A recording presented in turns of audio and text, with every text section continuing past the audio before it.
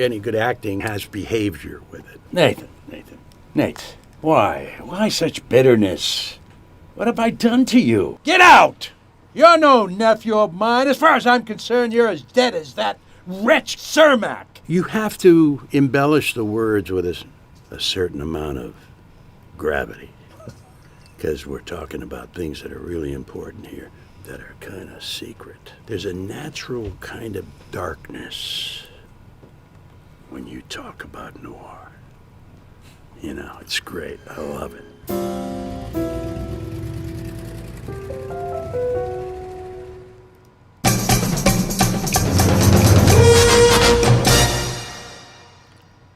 Although edited for television, tonight's thriller contains scenes of suspense and violence which may be unsuitable for young viewers. Parental discretion is advised. Robservations with Robert Meyer Burnett.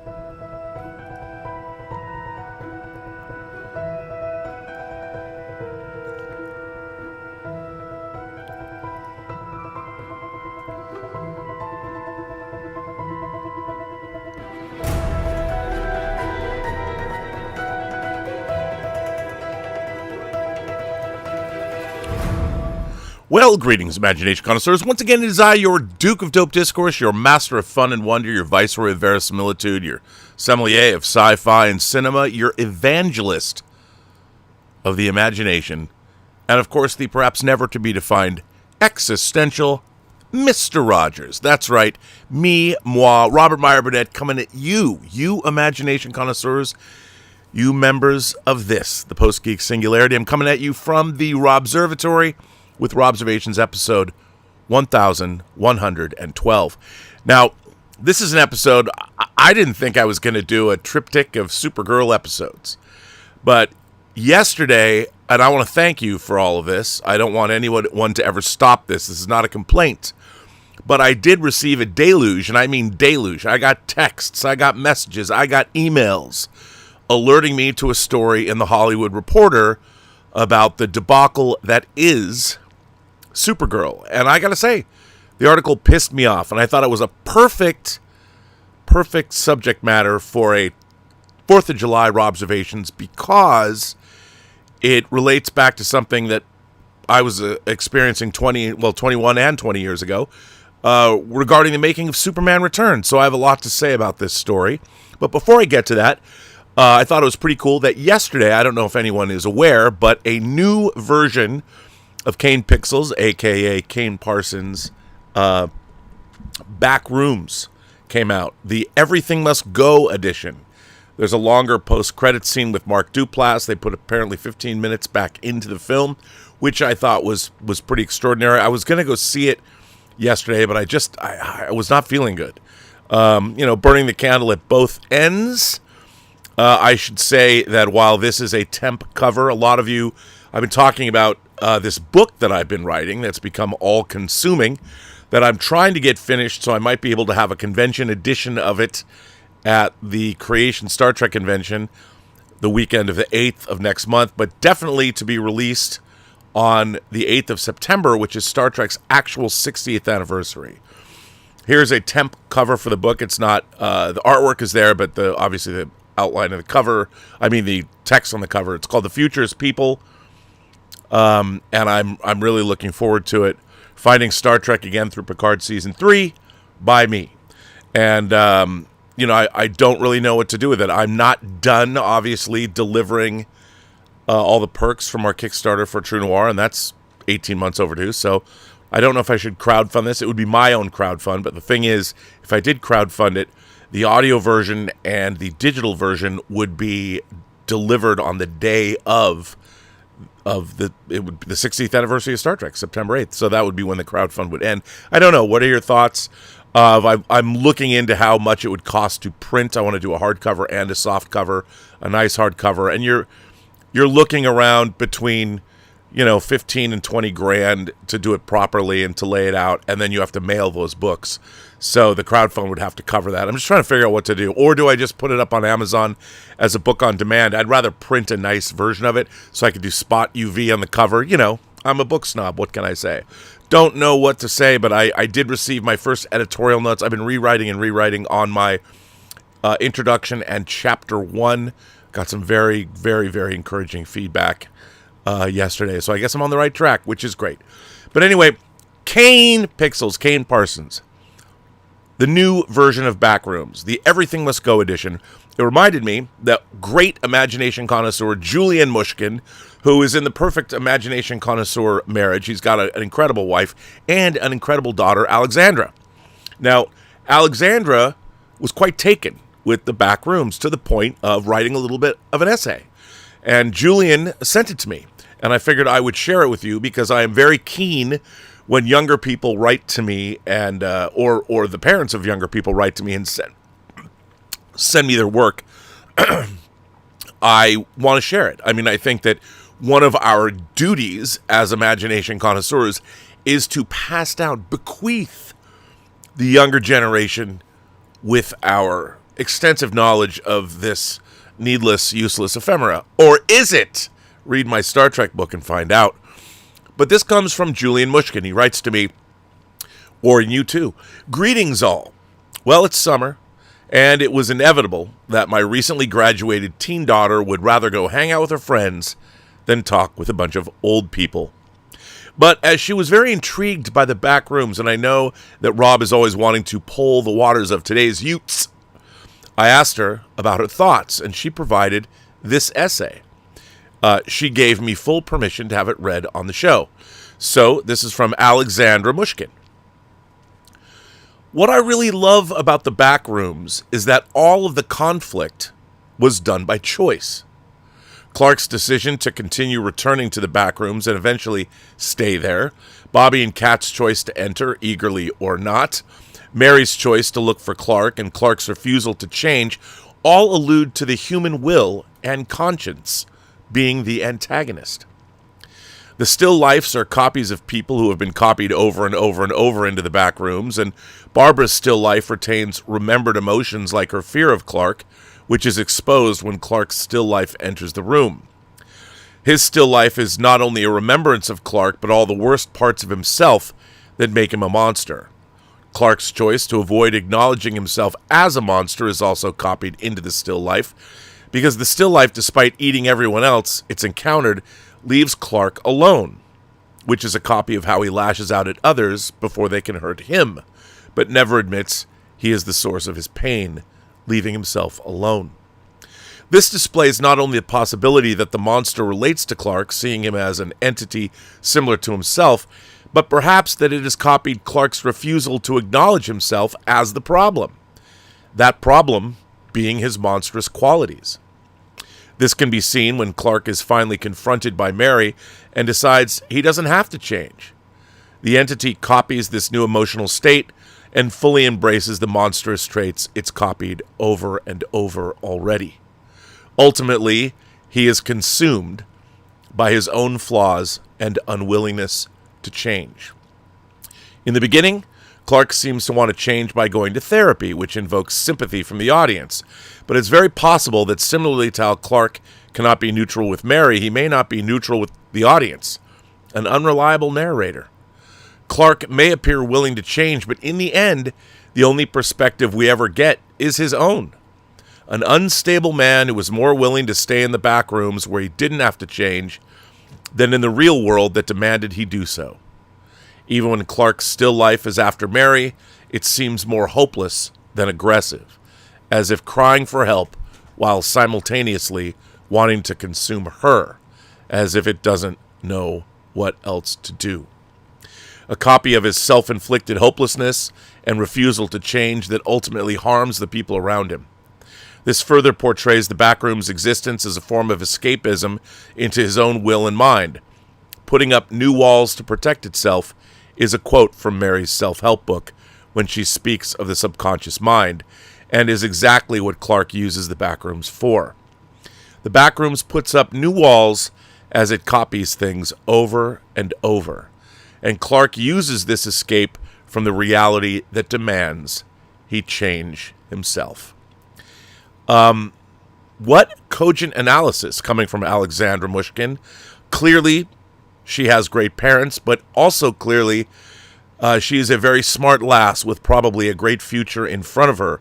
And, I've noticed when imagination connoisseurs grow up and find each other and they have a new brood, a next generation as it were, we tend to get greatness like this. So kudos to you, Alexandra. I'm not sure where you're going to college. Your father probably told me, but I forgot because I was probably drinking whiskey with him, and we ended up talking about Star Trek or some shit. But you have clearly a good future in front of you, and I look forward to more analysis like this to read on the show. No pressure. No pressure. Just saying. Anyway, I think before I delve further into this Supergirl story, I personally feel the need to establish some bona fides. You know, a lot of the YouTube space is just full of regular people, pontificating, offering their thoughts, their analysis. But I will say that what does set me apart is my entertainment career, such as it is. And from 2000 to 2020, I created special features. I was a documentarian for many movies that we love, many imagination connoisseur favorites. But beyond that, I was also a documentarian that was embedded for the long term in productions overseas. The first production I ever traveled for was X-Men 2. I was back and forth on the set of X-Men 2 when it was being shot. At the time, everyone knows I went to film school with Bryan Singer. He was on the last Robservations. He called in after I called him. We talked a little bit about the 20th anniversary of Superman Returns, which is this week. But the first movie I went back and forth to set on was X-Men 2. After X-Men 2, actually, that's not true. I'm getting the timeline wrong. The first movie I was back and forth on was The Lord of the Rings. Lord of the Rings was before X-Men 2. But that was spread out over, so it was before and after X-Men 2.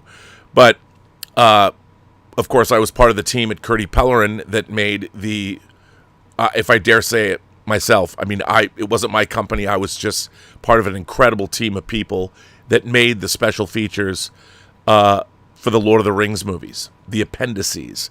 And I still think that those special features stand as they're some of the greatest special features ever made. And as a part of that, I spent many months in New Zealand, and I went to England, did some traveling. After X-Men 2, going back and forth on the set, my company, my team, was in New Zealand again on The Lion, the Witch, and the Wardrobe for 14 months. So we were, and not a lot of DVD producers, there's probably less than 10 of us in the world ever that were embedded or given enough of a budget to be able to travel and be behind the scenes, shooting behind the scenes for the entire production of a film, for the entire principal photography. Which brings me to Superman Returns. In 2004, in August and September of 2004, in August I got the call. Brian never would call me himself. I would never know when I was working on his projects. I would get a random call from somebody, in this case, producer Gil Adler, the physical producer of Superman Returns, who came to our offices. We had great offices in an Art Deco building on Wilshire and La Brea in Los Angeles, in the Miracle Mile district. He wanted to come see the offices. We were deep into working on Lion, the Witch, and the Wardrobe, and he came down there. And we showed him what we were doing and everything, and he had to vet us, make sure we were not some schlep rocks, working out of their parents' garage. Not that there's anything wrong with that. I'm in a garage right now. A Robservatory, as it were. But anyway, so I started working on Superman Returns in September of 2004. And the movie principal photography was really going to begin in March of 2005.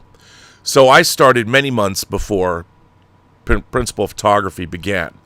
And in September of 2024, August and September of 2004, the art department was up and running.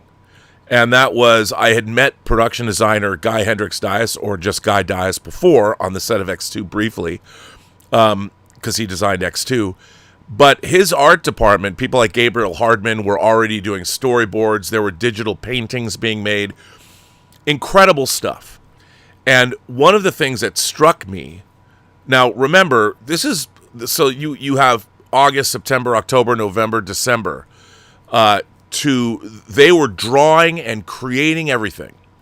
There was a storyboard department working. There was beautiful full renderings of like Lex Luthor's yacht, what all the movie was going to look like. And you could see what the Daily Planet was going to look like. This incredible Art Deco design that harked back to not only, well, say 30s, 40s, 50s America, but it also, you could see a bit of the Weimar Republic, Germany, the great period of time in Germany before fascism took over.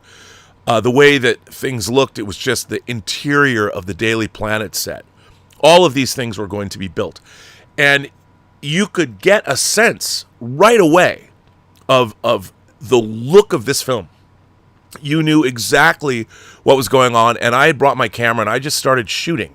Now, for anybody who wants to see the results of this, if you have the Blu-ray of Superman Returns, you can see our 3-hour documentary, Requiem for Krypton. It was going to be a 6-hour documentary, but unfortunately, Walmart curtailed that. But we shot over 1,500 hours of material on the making of Superman Returns, and we were there for the entirety of principal photography. But anyway, so it was very apparent what this movie was going to look like. The feel of it. It was going to have this kind of romantic fusion of the present and the past. And it was sort of encompassing the entire history of the Superman franchise on various media platforms, whether it's television or the Max Fleischer shorts. And then obviously the movie was an homage to Richard Donner's Superman. Indeed, it was a continuation of Superman and Superman 2. So I was there the day Brian called me up. I want to say I think it's October. It might have been November. I think it was October. It's dated. I forget. It's dated on the documentary. Brian called me up one day and said, you need to come down to Warner Brothers tomorrow with a camera. And all my camera equipment was still in New Zealand, so I had to rent a camera that I was unfamiliar with. But I had to go to the studio with the camera. I'm like, well, why am I coming to the studio? And he goes, I'm not going to tell you. You just have to show up and bring a camera. And it was Brandon Routh's screen test with Kerry Russell. Yes, that Kerry Russell, the diplomat, the Americans, Felicity. Kerry Russell was standing in for Lois Lane. And Lois Lane hadn't been cast yet. And she was incredible. By the way, as an aside, Kerry Russell in person was one of the most effervescent and beautiful women I've ever seen in person. And she wasn't dressed up or not a lot of makeup on. There was just something emanating from her. There was a glow inside of her, and that it's very funny because, you watch The Diplomat, which I think she's incredible in, but to see her in person, there are a few actors I've met over the course of my life. Hugh Jackman's one of them, by the way. When I was interviewing him for X2, he just has this incredible presence. Kerry Russell's was different, but there was something about her that just an effervescent quality that was very, very compelling. But anyway, I got to go see them do this scene, and there was no Superman costume yet. It hadn't been designed. He's literally wearing a blue shirt and a cape, and then he was dressed as Clark Kent. And it was apparent that they really had nailed the casting. That Brandon Routh, like Christopher Reeve before him, was a relative unknown, and that he could really inhabit this part. Well, from that moment, from August, September of 2004, all the way through this weekend 20 years ago, I was involved watching how a Superman movie was made literally from its early origins to its release. Now, I think that gives me, on planet Earth, and the entirety of my experience, while I'm listed twice in the credits of that film, I was not a part of the crew. I was embedded with the crew, but I was really more of a journalist and more of a documentarian. I was not told what to shoot. I was not told where to go. My camera was on all the time, and I was everywhere. And because Brian, to do this kind of thing, you had to have the blessing of the director on all the. I've had experiences where there are sometimes directors are overwhelmed. The last person they want is a camera on their set, which I totally understand. At the time, Brian was very, very, very much into it. Adam Robitel was also down there. Adam Robitel, who directed The Taking of Deborah Logan. He directed an Insidious film, one of my favorite people in the entertainment industry. First of all, he's the most in-shape, handsome dude ever, even now. How do you do it, Adam Robitel? But he was creating the bi-weekly Brian's Vlogs. You can still look them up on YouTube. And they were supposed to look really kind of handmade.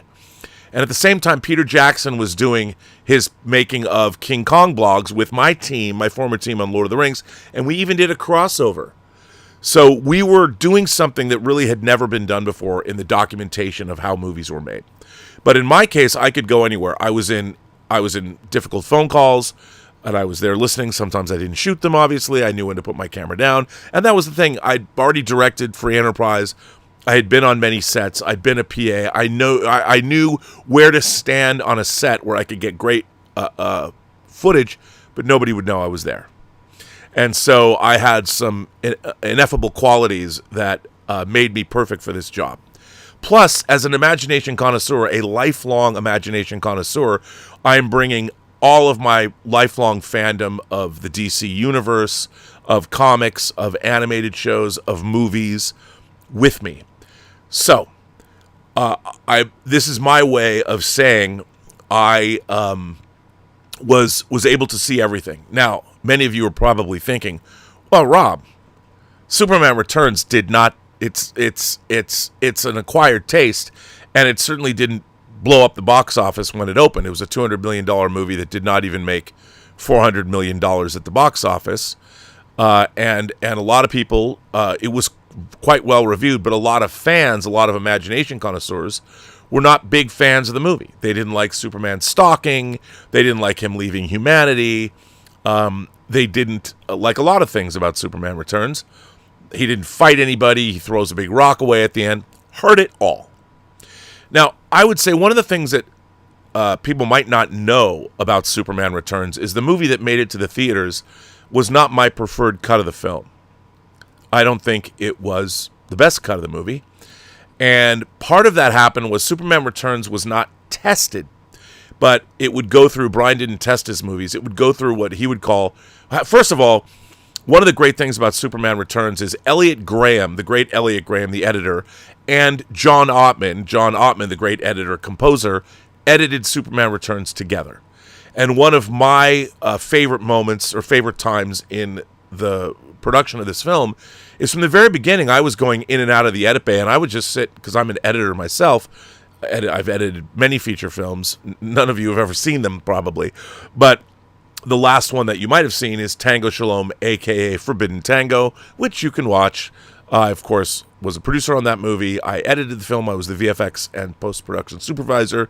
So you can go watch Forbidden Tango right now if you want. But anyway, so it was a great experience.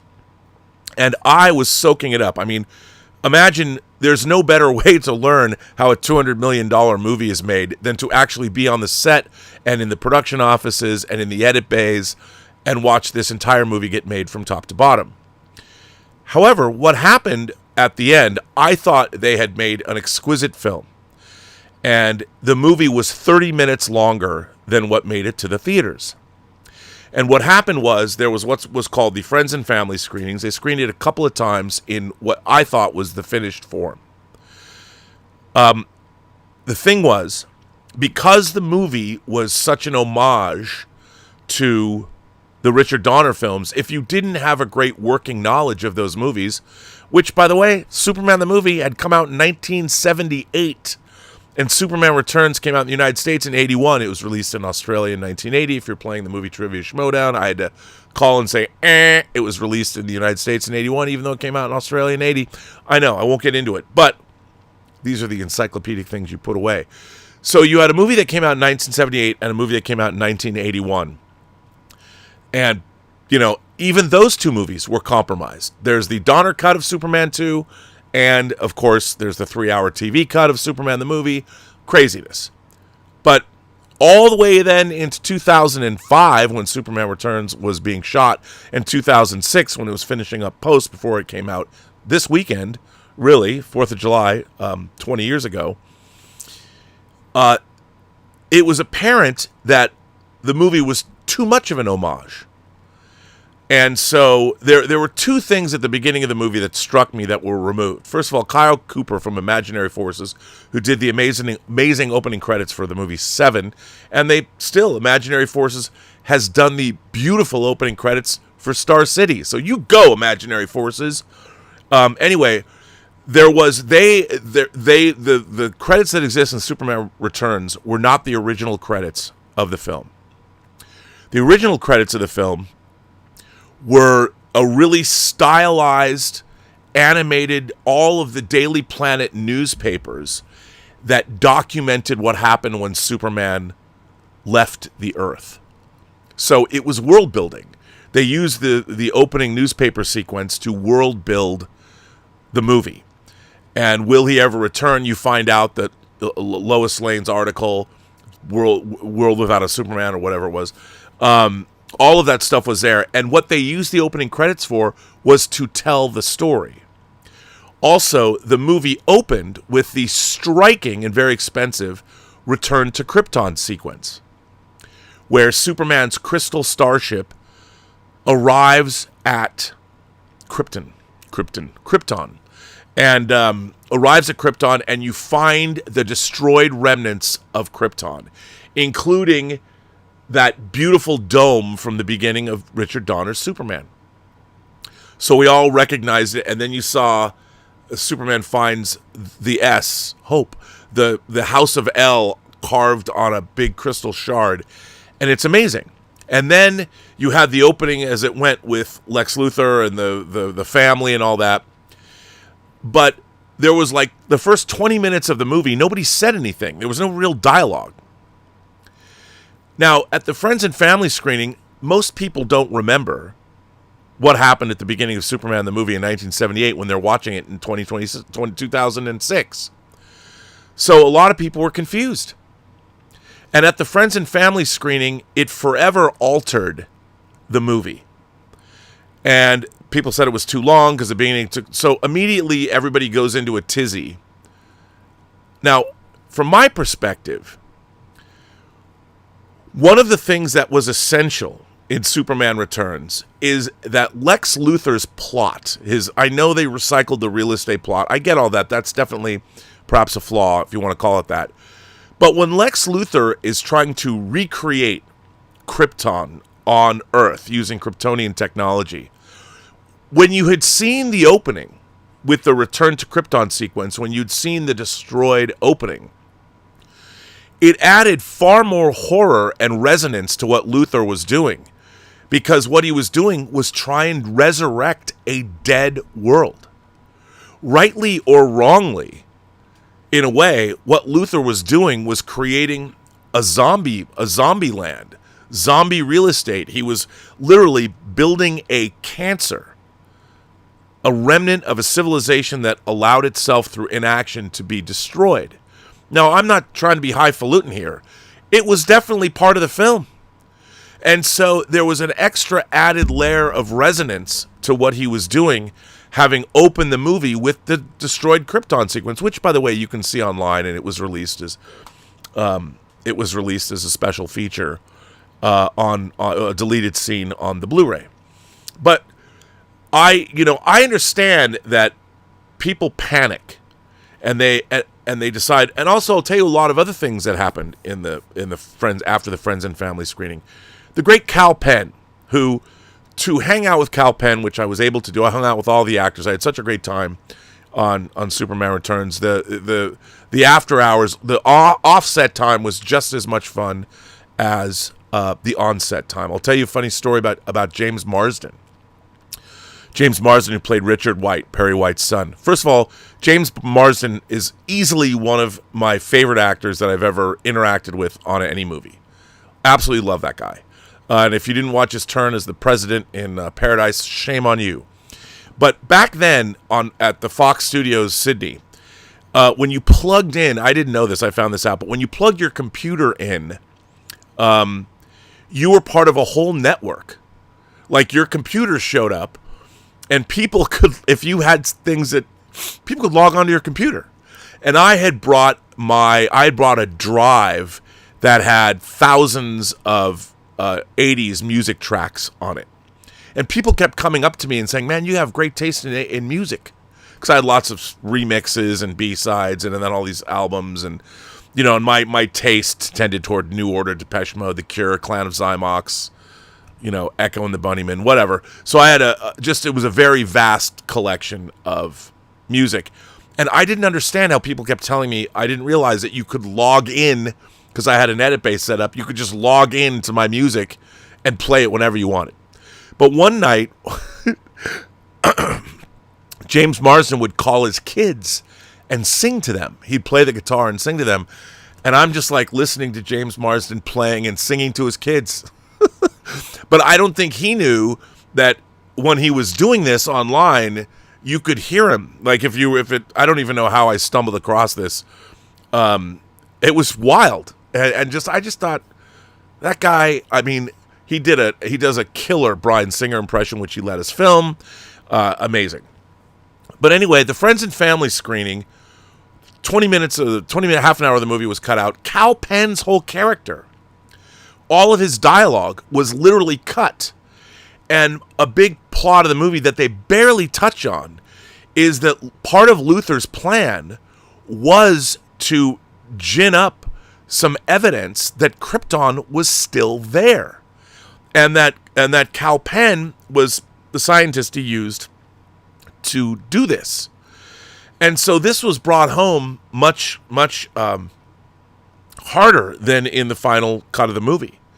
And I don't believe Kal Penn has any dialogue in Superman Returns, which is, frankly, a real shame. And so the movie was, in my estimation, diminished. Would it solve a lot of people's problems with Superman Returns? Probably not. But the film felt it was not as unfinished as it feels to me that the final version is. I know I was there. I was in it briefly. You can hear my voice. I'm the NASA reporter during the shuttle disaster at the beginning of the movie. You can only see me for about 15 frames, not even a full second. But you can see me on the screen. I was a special effect. But you hear my voice. I do have lines of dialogue. You hear me reporting in the bar scene. And I have credit for it. I think a NASA reporter or something. Where are those damn residuals? But anyway, so I saw the movie made, and I saw every element, every aspect of how that film was put together. I was there. There were some conversations. Parker Posey, for instance. Mike and Dan, great guys who wrote the movie. And Brian came up with the story. The two of them were always trying to make the movie better. There was a question as why was Parker Posey even in the movie at all? Why was her character in the film? Just because they had to emulate Valerie Prine's character, Miss Tessmacher. But then they figured out a reason.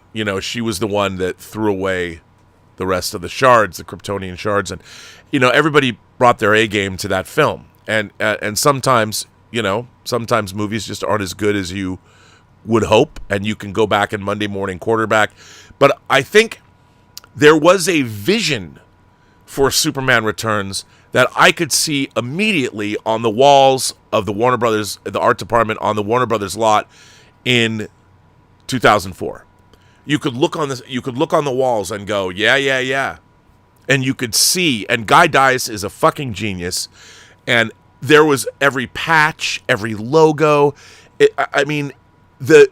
The level. By the way, Guy Dice designed Masters of the Universe, and one of the joys I think of that film is the design work in the movie.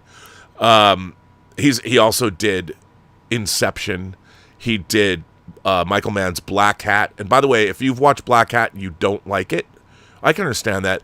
But I also would strongly suggest getting the Arrow Blu-ray of that, or 4K, I think it's 4K, and watch the director's cut of that film. They restructured it. It's an infinitely better movie. And you're going to be like, Michael, how did this happen? But that's just an aside. So anyway, the point that I'm trying to make is that I experienced how a Superman movie was made from the very beginning to the very end. And I was there with a camera, and I could ask questions of anybody. Why did these things happen? Why was there this friends and family screening?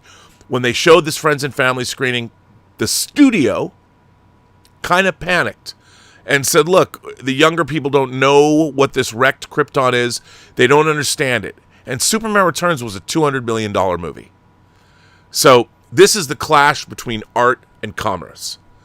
But the thing was, all of this was laid out in the beginning. I mean, we, as we like to say, crystal ship or citizenship, which is a private joke that goes directly to Brian and Guy Dias. But the problem is that when you're dealing with that kind of money and that there's so much stuff on the line, there are decisions that are made in the moment that are necessary. Now, would I have gone with the friends and family version of Superman Returns? Yes. It is my hope that Arrow is just Arrow, the UK's Arrow. They are a video label. They're an entertainment company. If you don't collect physical media, you wouldn't know this, but Arrow is killing it. They are killing it with the Warner Brothers and New Line libraries. Their efforts, I mean, I never thought I would get Tequila Sunrise out in 4K. I'm getting it. Their discs of this year, they put out discs of Excalibur, 4K restorations, of Toby Hooper's Salem's Lot, the 2-night miniseries. They have been releasing all of the Warner Brothers catalog titles. They just announced Forbidden Planet. They're going to put out Logan's Run for its 50th anniversary, Soylent Green. They're putting out every single Warner Brothers title that I wanted in 4K. They're putting it out. The one thing that is not on their schedule, for various political reasons, which I understand, is Superman Returns. I have hundreds of hours of behind-the-scenes footage that no one has ever seen from Superman Returns that I would love to delve back into and for a small fee, put on that disc. But more than anything, I would love to see the friends and family version of Superman Returns, which I'm sure still exists on a drive. I've talked to Brian about this. He's okay with putting it out. I would love to see that version of Superman Returns come out on video. But now that because I felt the need to do this, to establish my own point of view, my own bona fides in talking about Supergirl, which I've already done twice, but who am I, right? Well, I'll tell you who I am. I'm one of the only people on God's green earth who watched a Superman movie at Warner Brothers getting made from beginning to end with a camera in my hand, and I was able to ask people at the time, why were these decisions made? I was in the room when producers shouldn't have been there, were talking about things that I probably shouldn't have been privy to, but everybody trusted me. And, as big a mouth as I have, I wasn't blabbing anything about Superman Returns while it was being made because we were documenting it. So, I felt the need to establish all of that before I delve into this story. And again, I want to thank everybody. I have not received so many notices and so many links to a story, I don't think, ever.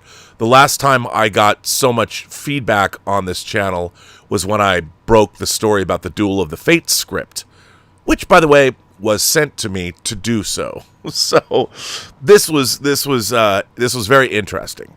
So for those of you who did not see this story was in the Hollywood Reporter yesterday, and this is the story. And it's from Boris Kitt, and it was posted yesterday at 2:23 in the afternoon. Behind the Supergirl bomb, competing cuts, creative differences. For months, DC Studios knew the film wasn't working. Things came to a head in March when the studio tested its own cut against one from filmmaker Craig Gillespie. First of all, can I just say, fucking ouch. That this situation, by the way, that they just described, should never have happened. And I can say this. This is negligence on the part of Warner Brothers, and I would say, as much as I love James Gunn, he's the head of the studio, he and Peter Safran. I'm just going to say it. Usually, test scores go up, up, and away. But this March, the scores for Supergirl actually went down when DC Studios held a bake-off, testing competing cuts from filmmakers Craig Gillespie and from the studio run by James Gunn and Peter Safran. What this means, for those of you who might not understand right away, is the director of the movie, now, according to DGA rules, the Directors Guild of America, a director on a feature film has 10 weeks after wrapping principal photography to deliver his cut of the movie. Now, normally in our auteur-driven business, a director gets to stick with the film and finish it in partnership with the studio. Now, sometimes, if directors like, say, a Christopher Nolan, they've earned what's called final cut. And that means that whatever they deliver, the studio has to release. If you don't have final cut and you have to earn it, then, of course, like television, a television director is very different than a movie director. Some people say a television director is basically directing traffic, and the first AD runs the set, and the showrunners are the people that finish the shows. You could say that's true, but I do think in television, a good director can really bring a lot. Look what Lonnie Peristeer brought to the first episode of the third season of House of the Dragon. But anyway, and then, of course, when you work in television, the director turns over their cut and leaves, and the producers finish the cut. They do whatever they want. But with movies, not usually the case. But a lot of the time, at the studio level, more and more, the studio gets to step in, and I never think that's good, because the people that work at studios have never made fucking films. And they're not going by their gut. They're not going by their understanding of storytelling. They're panicking, and they're looking at other people to tell them, well, what do you think? What do you think? What do you think? They start looking at analytics. You're fucked.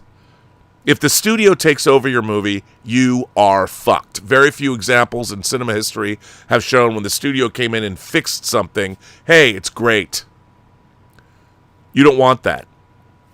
But I want to point out that, like the art department in 2004 on Superman Returns, when you walked into that room, the movie hadn't been shot, Brandon Routh hadn't been cast, but you could look at the walls and you could go, wow, that's a movie I want to see. And for these comic book movies, if you look at Marvel and the first 3 phases of Marvel, they had a story development team, and they also, who they famously got rid of just a few months ago, they had a visual design team whose job was to come up with spectacle. All those leaked Doomsday and Secret Wars artwork, all of that was created by the visual design team. What they're doing is they're coming up with these things based on the original comics and who's in the movie and early versions of the script. They're coming up with, wouldn't this be cool if? My friend Rob G says, wouldn't it be cool if? Yeah, that's how everybody in Hollywood should lead their lives. The beginning of every project, you should ask yourself, wouldn't it be cool if we made this? But, so anyway, that's what goes on. Why? And maybe there was. But I would say, when I was watching Supergirl, the thing that struck me the most, because I was thinking back to what it was like to be in the visual design department or the art department. Guy Dias' art department, and he didn't even know I was coming. He was just there overseeing his fucking guys as the production designer. I come in, I could listen to him talk. He's got this incredible British accent, and he's showing me around. He's letting me tour around and showing me. They had built models of the sets, architectural foam core models of the sets. You could look, here's the Kent Farm. Here's the interior of Lex Luthor's the yacht with where the piano is. This was back in 2004, and the movie wasn't even going to shoot until March of 2005. You could look at all this stuff. You knew what this movie was going to be. When I was watching Supergirl, like I said, I'm like, who greenlit this? Who greenlit any of this production design? Why would you make a Supergirl movie, especially taken from Tom King's Man of Tomorrow, that has a very interesting look? Why, especially when you're coming off of James Gunn's Superman, why the grungy Mad Max bars in the middle of nowhere? Why this? And I would ask you, is this how a Supergirl movie should look? Is it? I mean, I don't know how the film, how they got to where they got. And this is no shade at anybody. I'm just saying that you could tell from the design of the film that there was something wrong with that movie way back then. The artistic decisions, and I'm sure they were driven by Craig Gillespie. He'd never made a movie like this before. And I'm sure Mad Max was probably on his mind. I get it. But I could have told you if I was the DVD documentarian, now 4K documentarian, I could have walked into that and I would have said, if I was as friends with the director as I was with Bryan Singer, and I felt I could have said, I would have gone to Craig Gillespie and said, bro, what the fuck you doing, dude? Why does this movie look like this? This is not fun. You know? If you're making a superheroic movie, your movie has to look, you got to take us somewhere we haven't been. You can't mire us in a generic dystopian future sci-fi world that we've seen 100 million times before. Here is an opportunity to build out the new DC universe. Show us places we've never been. Hell, just make it look like the pages of the Woman of Tomorrow comic. But anyway, they held a bake-off, which means the studio has their cut, Craig Gillespie has his. You're fucked already. You're fucked. So they're testing the movie, and it's already fucked. Nothing they can do. They've shot it, they've cut it, they're fucked. And they know they're fucked. That's why there's a bake-off. But imagine, $150 million and you get to this point. How, now for Wrath, now for Ruin, and a Red Dawn, how has it come to this? Well, it came to this because people weren't, I'll say it, they weren't doing their jobs. They were not doing their jobs, and I don't know who was negligent, but I'm like, give me a fucking break, people. This is not rocket science. This has been done now for 26 years since Bryan Singer's X-Men came out in 2000. You can look at even movies, even superhero movies that haven't been that successful. They at least, I mean, I don't love Marvels, but at least it's fun to look at. There's color. You're not looking at everything through a drab, rusty filter put on the front of the camera. I don't know. Anyway. It was a moment of extreme disappointment for those involved as the stakes were high, particularly for DC. Supergirl would be a key test for the Warner Brothers division as its first feature not written and directed by Gunn, following last year's inaugural outing, Superman. It needed to work to prove the studio could expand beyond projects directed by Gunn, the A-list filmmaker behind the Guardians of the Galaxy movies, Peacemaker, and the Suicide Squad, and the very public face of the brand. Months later, the Supergirl outcome is now well known. The movie, starring Millie Alcock as the title character and budgeted in the $170 million to $180 million range. Christ, you know what? I gotta take a shot of whiskey for that one. It's okay, it's the 4th of July. I'm going to the fireworks later. The $170 million and $180 million range crashed and burned on its opening weekend, grossing just $37.1 million. Even lower than the reviled DC-centric bomb 2004's Joker Folie et Deux, which opened to $37.6 million and was not made by Gunn and Safran. But you know what? That Joker movie looked incredible. And while one failure need not be an indictment of a slate, and there have been all sorts of think pieces as to why the movie failed, was Alcock right for the role? Was Gillespie right for the take? Our audience is tired of superheroes. Was opening the movie in late June a mistake? Was the budget too high? The fate of Supergirl may have been seeded early on. First of all these questions are moot to me. The reason why it didn't work is because the decisions made about everything in this movie were wrong. Everybody failed here. The only person that didn't fail was Millie Alcock. She delivered a great performance, and now her career is trashed, at least for the time being. I hope she gets into another movie quickly because she gave it her all. I think the actors gave it their all, but, I mean, they were saddled with a script that really didn't even represent the source material very well. Production design that, let's face it, was not very interesting, or dare I say super. I mean, and everything about it was unpleasant. You made a Supergirl movie where you basically turned her into a character from Euphoria. I understand she was depicted that way, but I'll tell you something, folks.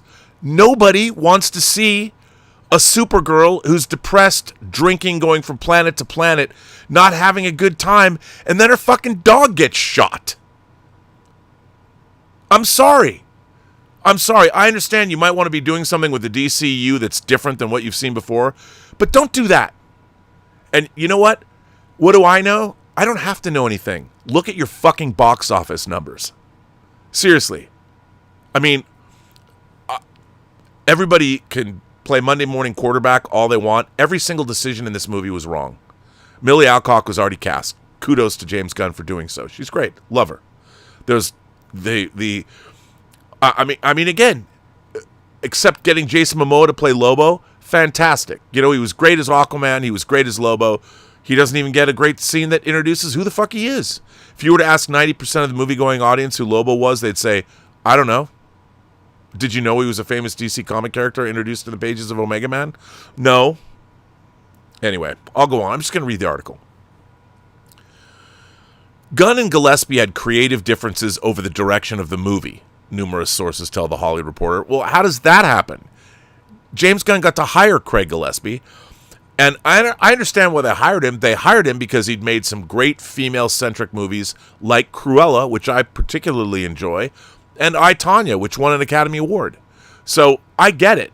They have a female character. You hire a director that has great rapport and a great way to bring female characters to the fore. Fantastic. That makes sense. What doesn't make sense is you're making a female-centric superhero movie. And if you're hiring somebody that's never had to build worlds or never had to do... Perhaps that's not the right guy to go with. I don't know who made that decision, but if James Gunn's butting heads with Craig Gillespie, wouldn't they have known? Where was the art department that you could walk into more than 7 months before they started shooting? Where was that? Where was... You'd go on the wall and see what the movie looked like they had when they made Superman Returns, like they had when they did all of Zack Snyder's movies, or like they had when they had all of, you know, when Jonathan Nolan and Christopher Nolan go build a Batmobile in their garage. Where was all that? They were not creatively aligned. Oh, I got to keep reading this. Gunn and Gillespie had creative differences over the direction of the movie, numerous sources tell the Hollywood Reporter, and the film never found its footing in the post-production process. The test scores, which are counted on a scale of out of 100 points, never escaped the 60s, according to multiple insiders. Another insider said the movie's top score was 70. These are catastrophic scores. They were not creatively aligned is the polite way of describing things, said one insider. You could see if you were creatively aligned in the fucking art department 6 months before you started principal photography, or at least you should have been. Other insiders dispute this characterization, saying Gunn, Safran, and Gillespie had the normal amount of healthy friction any filmmaker and studio have as part of the process of making a movie better. Here's what I also find fascinating about this. Remember, James Gunn came on board Guardians of the Galaxy after it was already written, and then he rewrote the script. Now, my love of James Gunn is boundless. You know, I worked with him on the specials 26 years ago. Really like James Gunn. Really love his 3 Guardians of the Galaxy movies and the Suicide Squad. But again, you had the Marvel design team. The visual department had come up with like a look of these things. And of course, you know, James Gunn comes in. And what Marvel wanted was Kevin Feige. You find somebody that you know has a sensibility. Not that just can direct somebody, not just women, but a sensibility. And if you look at James Gunn's Super and you look at his Slither, the thing that James Gunn had made with those movies is he'd made fantasy films, a superhero movie, dark superhero movie, and then a horror film. And he'd written within the studio structure, Scooby-Doo, I can't speak. But James Gunn was a great choice. Was a great choice by Kevin Feige to come in, and the proof's in the pudding. Same with, I never thought I'd see Starro in a movie. I've said that before, but wow.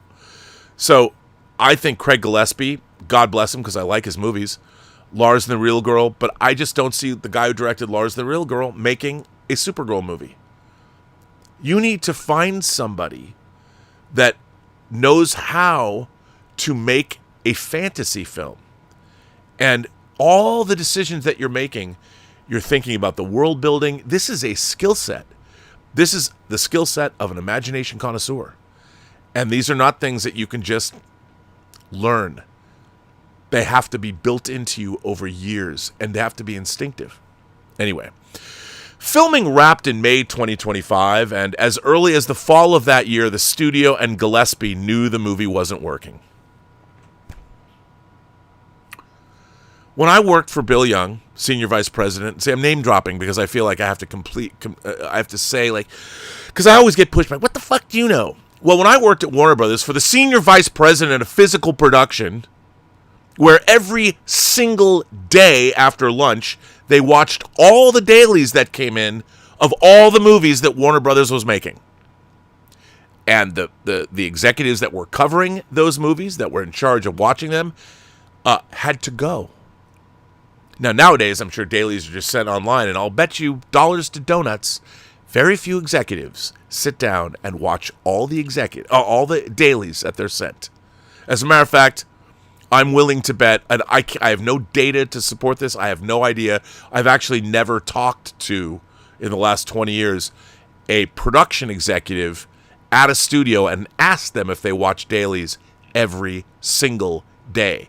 Now, when I was at the studio, Bonfire of the Vanities was getting made, and so was Dan Aykroyd's Nothing But Trouble, a.k.a. Trick House, a.k.a. Vulcanvania, a.k.a. what the fuck is this movie? Anyway, I'm just saying, how do you not know the film is working after the first couple of days of dailies? Well, you need executives and people at the studio that can look at those dailies and go, guys, we have to make a change before it's too late. That's why it's important to monitor your $170 million investment on a daily basis. Just saying. Filming wrapped in 2025, and as early as the fall of that year, the studio and Gillespie knew the movie wasn't working. After a December test screening proved to be just okay, the studio decided to take matters into its own hands and took charge of the post-production to make their own cut. The studio also enlisted writer Jeremy Slater, a Gunn favorite, who previously wrote an unmade feature based on the DC superhero team, The Authority, to help with the post-production process. By the way, if anyone has that script, I'd love to read it. I love The Authority. The extent of Slater's involvement is unclear, although it seems to be he helped write scenes for a 9-day shoot of additional photography. Original screenwriter Anna Nogueira, remained involved in the post-production process as well. One issue at play was the climactic fight, which was reconfigured. By the way, the climactic fight was not the big problem that the movie had. Other issues with the movie are unclear. Are they? Are you sure about that? You sure about that? But it is known that music was a key friction point. From his first Guardians of the Galaxy movie on, Gunn established himself as the master of the movie soundtrack and the all-important needle drop, earning praise for finding the right song and dropping it in at the right time. Gillespie also has a reputation for melding music to movies, as seen in Cruella, his 2021 movie that cast Disney villainess Cruella de Vil as a punk rock rebel in London's fashion scene. Okay, but not every fantasy female character needs to have an extensive knowledge of indie rock. You know what superhero movies need? Beautiful symphonic scores. And a Superman movie or a Supergirl movie or a Superman family movie could really benefit from a nice one. The movie had at least 4 test screenings. according to sources, with screenings held in December 2025 as well as February and March of this year. And while social media users and critics are dunking on the movie's use of a cover of the Jimmy Eat World song The Middle, the big needle drop in the final set piece at the February screening was a cover version of Cyndi Lauper's Girls Just Want to Have Fun. That's time for an old-fashioned.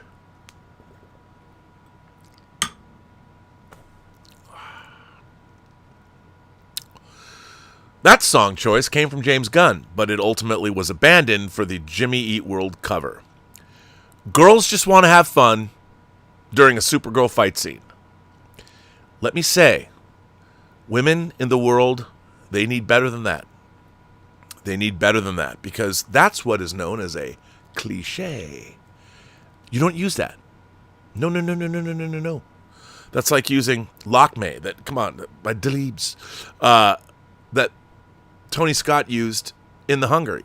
Unless he reuses it, which he did in what, True Romance, nobody else gets to use that. I'm just saying. The movie employed 2 editors. There was Tatiana S. Reigel, I think it's Reigel, Gillespie's longtime post partner who edited his Lars and the Real Girl, I, Tonya, and Corella, which, by the way, is smart. You know, directors have relationships with editors. They think together. They finish each other's thoughts. It's a good thing. And there was Fred Raskin, Gunn's longtime cutter who worked on all the Guardians of the Galaxy movies and Gunn's DC series Peacemaker. Baskin is also Quentin Tarantino's go-to editor after Sally Menke passed away. He was brought in later in the process and proved a key instrument in the studio's slowly heavying hand. There were signs that things were getting better. First of all, I want to point this out. And again, I want to stress, this is my own opinion. The reason this movie did not work was because it was ill-conceived. There was a bunch of decisions made while this movie was being conceived before ever anything was shot. This movie was doomed. The tone of it was wrong. The type of movie it was going to be is wrong. All of it was wrong. You can't fix that. Even the material, the script that they shot, and I know we have a first-time screenwriter, but the story itself was wrong. Why? Because nobody wants to see a Supergirl like she's a troubled teen from Earth. That was the single biggest problem. And the first 20 minutes of that movie, all you do is watch her go from bar to bar to bar and drink. And then, then let's talk about the sex trafficking brigands. I mean, everything about this movie we could have seen on Earth. You can't make... I'll tell you something, and James Gunn knows this. When you watch the beginning of Guardians of the Galaxy, and you hear a needle drop, and you watch Star-Lord going to get the first of the Infinity Stones that he's going after, and he's dancing through the alien landscape, do you know what that did? You're in an alien world that's mysterious, but it's fun to look at. And there's funny moments with Star-Lord. He sings with a creature, and he's listening to his mixtape, which is why you hear that music in the first place. So it's diegetic as opposed to just being score or music that's played over playing. That's the thing with remember, all the music in Guardians of the Galaxy is diegetic music. It all comes from Star-Lord's mom. Peter Quill's mother gave him that tape. That's why he has the music. So the music has a reason to be there. It's also a reflection. Every time you hear that music, the audience thinks in the back of their mind, you know what? This is the only bond Peter Quill has with his dead mother. It has meaning. It's not just some rando track needle drop. We got to put a needle drop here. No, you fucking don't. Look, the master of needle drops is not James fucking Gunn. The master of needle drops, say it with me now, is Martin fucking Scorsese. No one knows pop music better than Martin Scorsese. And when you hear his needle drops, they're not just about what's going on screen. They have to do with the period. I mean, and Goodfellas, perfect example. I'm telling you, I know he's old, but that doesn't mean he is not the godfather of the needle drop. I'm just saying.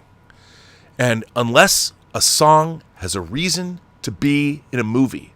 Also, I would say the modern, there's a couple people. Oh, okay. Let me tell you about the modern, in my mind, there are a few people, if we're going to talk about needle drops, Martin Scorsese being the first. The second is Bud Carr, who recently passed away. Bud Carr was Oliver Stone's music supervisor. Then Quentin Tarantino.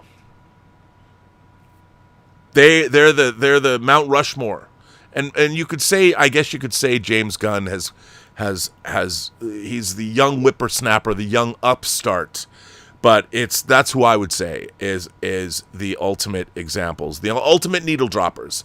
Scorsese, Oliver Stone with Bud Carr's music supervision. I don't know off the top of my head if Quentin Tarantino has the same music supervisor. He might very well. I think he might. But we've got 30 years of his work. Come on. And the thing about Quentin Tarantino is he uses needle drops as score. I mean, I think it was only... Anyway, I'm getting ahead of myself. Forget all that. Let me go back to this article. There were signs that things were getting better. Deep into winter, test scores improved and hit the low 70s. However, rather than continue to tinker away on that cut, the studio decided to force a bake-off by creating 2 cuts, one by Gillespie and one by the studio. It's unclear what major differences emerged, but one source says that Gillespie's version was 11 minutes longer and featured more of the villain Krem, played by Matthias Schoenaerts. When the 2 competing versions tested, the scores surprisingly dropped significantly, although the studios inched out ahead of Gillespie's, but only by 2 points, according to sources. Gillespie's version scored strongly on song choices, pacing, and villain. Eking out a win, even a middling one, the studio chose its cut as the one to go into theaters. Good choice, studio. How you feeling about that now? You sure about that? A studio insider says the differences were not particularly pronounced. You never know. If the score was that close, I'd always go with the director. Studio insiders paint the back-and-forth process as routine. Not all directors, maybe, but Craig Gillespie earned the right. But others, including one franchise filmmaker who spoke anonymously for this story but was not involved in Supergirl, held the opposite view. It happens more than you think, but it's not normal, said the filmmaker of the Bake Off. If a studio is going to put money into the test process, it means they feel strongly about certain things. The movie was never tested again. As a point of comparison, the canceled Batgirl and the box office disappointment of Shazam! Fury of the Gods tested in the 60s, like most of Supergirl's tests. And from that point on, if Gillespie believed strongly that something should be in the movie, he had to advocate for it, said one source. While Supergirl didn't meet our box office expectations, it's just one component of a broader long-term strategy at DC Studios that we remain confident in. Well, you might, Peter Safran, but I don't think the rest of Warner Brothers or Hollywood at large does, Safran said to the New York Times, making a rare time a studio chief commented on a bomb on opening weekend. And in many ways, the strategy remains intact. Despite the setback, Gunn and Safran will continue to guide the ship. It's unclear whether the duo's contracts are up, but sources believe it's either at the end of 2026 or the end of 2027. By then, DC Studios will have released not only Clayface, but the modestly budgeted horror movie centered on a Batman villain, but also Man of Tomorrow, which Gunn is currently directing and which is slated to open July 9th, 2027. The Batman Part 2 from Matt Reeves is also in production and has an October 1st, 2027 date, but stands separate from the DC universe. Now, here's something that I've found very interesting that no one has talked about. The Batman, Matt Reeves' The Batman, outgrossed James Gunn's Superman. Now, Matt Reeves, he comes in, he makes this movie. It outgrossed theatrically James Gunn's Superman. The Penguin TV series, Emmy-nominated TV series, was incredible. Now they're making Batman 2, which we don't know much about, but it certainly sounds interesting. The casting is interesting. I'm going to say something. and a lot of people, I don't want to hear you Snyder bros coming at me about this because it's ridiculous. Because I'll talk about Snyder later. But those Batman movies, you might not like the take on them, but you know what those movies feel like? Real fucking movies. With real characters, with gravitas, with a visual vision. I mean, I offer you the first time you see the Batmobile chasing in, and the sound design, the Batman was a experience in the theater. Now, I understand some people don't want to see young Batman's Batman Year 2, whatever. I get it, you know. And but Robert Pattinson certainly acquitted himself admirably. The cast of that movie is incredible, and when you see it, if you couple that with the Batman, with the Penguin TV series, now we have James Gunn's Peacemaker, which I enjoy, and his Superman. But I will bet you, if you put 100 people in a room and you showed them the Batman and Penguin, and then you showed them Peacemaker and Superman, and you know the answer to this, what do you think they would prefer overall? Now we've got Superman. I want Man of Tomorrow to be great. I really, honestly do. But I have to tell you, I think the Batman 2. And then the question is, which universe would you rather live in? I think it's a big question. And I think that the responsibility was on the Gunn Safran side of things to make sure that they're hitting with all cylinders. The design and planning of this universe, which I just assumed was going to happen, well, with this Supergirl debacle, we're right back to where we started from. I'm just saying, nothing has changed. I thought it was going to change. Gunn will continue to exercise his ideas, especially his penchant for spotlighting lesser-known side characters. Now, I have nothing wrong, no problem with that. A Superman spin-off focusing on Jimmy Olsen, played by a scene-stealing Skylar Gisondo, is getting a comedic take with a mockumentary series, DC Crime, that will shoot this fall. You know what?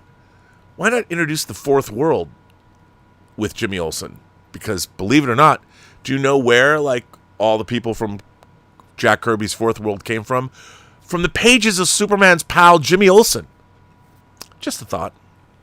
There's also a series focused on Mr. Terrific, played by Superman breakout Eddie Gathegi, that is in active development with Alan Heisenberg, who did The Sandman, writing the pilot. That's exciting. But Supergirl's failure does not put a scrutinizing spotlight, but Supergirl's failure does put a scrutinizing spotlight on James Gunn, who has positioned himself as the face of the company as no other studio head has before, thanks to his prodigious output on social media and comments in the press about quality control.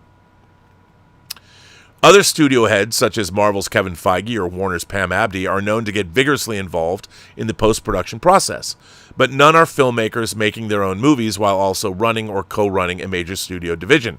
I would also say, in the case of Kevin Feige, remember, before the MCU started, Kevin Feige was in a producerial capacity on 14 movies. 14 movies, including Brett Leonard's Man-Thing movie. Remember that one? Anyway, there is almost no modern precedent. Steven Spielberg runs Amblin, production company, not a studio arm. Rob Reiner was a partner at Castle Rock, a large-scale entity that was run by Alan Horn. More recently, Frozen filmmaker Jennifer Lee ran Walt Disney Animation Studios until 2024 before stepping back to refocus on directing. The challenge for Gunn, and thus DC Studios, is to navigate the fine line of being filmmaker-friendly while also trusting his strong artistic point of view that has guided him all his career. DC Studios, however, has other challenges looming larger than Supergirl's failure or the villainy of Brainiac. There are the anxieties of David Ellison's Paramount's upcoming acquisition of Warner's, and perhaps the biggest challenge ahead for Gunn and Safran may be guiding a superhero studio right, as superhero movies are no longer a bulletproof genre for filmmakers.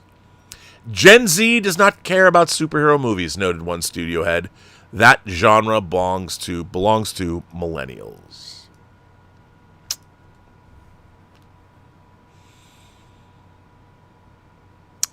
I think about this. It just kind of makes me sad because this should not have happened. This should not have happened. And, a lot of people don't even like the Tom King story. I do, Woman of Tomorrow. And you see the remnants of that story in this. But I would say that this is a movie about Supergirl, and Supergirl is absent from it. And, I said in the last episode, in the Empire Strikes Back of this 3-video series, or the Helm's Deep version, the Two Towers version of this now 3-part Supergirl series, what I thought about all of that, and you can go back and watch it. I'm going to see what you guys have to say. I would imagine, I don't know if anyone's partying or watching this now. I have no idea, but let's see what super chats and tips you might have sent in. Wow, there is a lot of you who have things to say. And by the way, I have a shit ton of letters to read. Joseph Claps says, Rob, I think a perfect example of a movie that's light and entertaining but also has weight to it is Back to the Future. What an absolutely amazing movie. Breezy and never boring. Humor is natural. Great characters. Perfect stakes. I would say, like Raiders of the Lost Ark or Alien or Jaws, Back to the Future is, in fact, a perfect movie. And I feel exactly the way that you do. Sin McCory, for $2, just thank you for that. Sin McCory says, Rob, thanks for being on the pod. You get the book. So you sent me that book. I did. Empire of Vampires, or it's called. That is a big book. I could kill somebody with that book. Thank you for that. I got it. It showed up the other day. Thank you for sending it to me. And that was so much fun, by the way. Savage Helios says, Happy 4th of July, my brother in Christ. Well, I have to say, I'm a Jew, but Jesus was too. And I believe in what Jesus was doing. Logan Miziak says, and by the way, God bless America. In my opinion, the biggest reason why Supergirl failed was because nobody asked for it. We weren't craving a Supergirl film. Gunn should have started with the big 3. I don't think you're wrong. Although I do think that what the Supergirl movie should have done was, if you're going to show somebody pining away for the fact that they've lost their family and their people, which I think is a perfectly acceptable thing to deal with, you have to remember that superheroes, their name says it all. Hancock did a pretty good job of showing us a superhero with issues. But with the Superman family, especially after we already had the beautiful and talented and very accessible Melissa Benoist playing Supergirl, or Helen Slater. Look, the original Supergirl movie from the 80s is god-awful, even though it's got Peter O'Toole and Brenda Vaccaro and Faye Dunaway. It's an awful film. But Helen Slater, effervescent. And, the legend of Billie Jean is kind of Supergirl too. And fair is fair. But I think that this movie was not exactly a movie people want to see. When you watch a superhero film, you want to feel you're watching a superhero. This movie ends with Supergirl straight up murdering somebody, and I understand why she does it, but I'm sorry, you can't recover from that. And I know it might be part of the original story, but you know what? It's kind of like Michael Corleone. Godfather 1 and 2 are my favorite movies. But I understand that once Michael Corleone kills his brother, he has lost his soul. That's kind of the point of the film. And, even though I know modesty, I know what you're going to say. But anyway, Savage Helio says, Mr. R&B, you are a national treasure for the work that you have done. I will always be appreciative. Love from Phoenix. Well, right back at you, Savage. Secular Monk has been a member of this channel for 34 months. Thank you. 200 Watt Studio says, sounds like the first 20 minutes were akin to the flyby of the Enterprise of Kirk and Scotty in the motion picture. It was to bring the viewer back into what we loved. Well, but it was also mysterious. I mean, it was also to make the audience lament the destruction of Krypton and what was lost. And part of that was And you find out in Superman Returns that once Superman was offered the opportunity that Krypton might not have been destroyed, the only way he could know the answer is to go there. So he was duped by Luthor, which is as evil as it gets. Literally sent off world for half a decade, where he left his mother, he left Eva Marie Saint and Lois alone. It was, yeah. Oh well. Seneca 911 says, "Bro, you are an absolute gem of a person." Well, I don't know if my ex-wife would say that, but thank you very much. Love your diction and voice. No ditty. Please keep being awesome at half-mast. Dude, you can't be awesome at half-mast. You got to get up to 45 degrees and throbbing, even at my age. Just saying. You know what I mean? Or as we like to say, you got to post hard.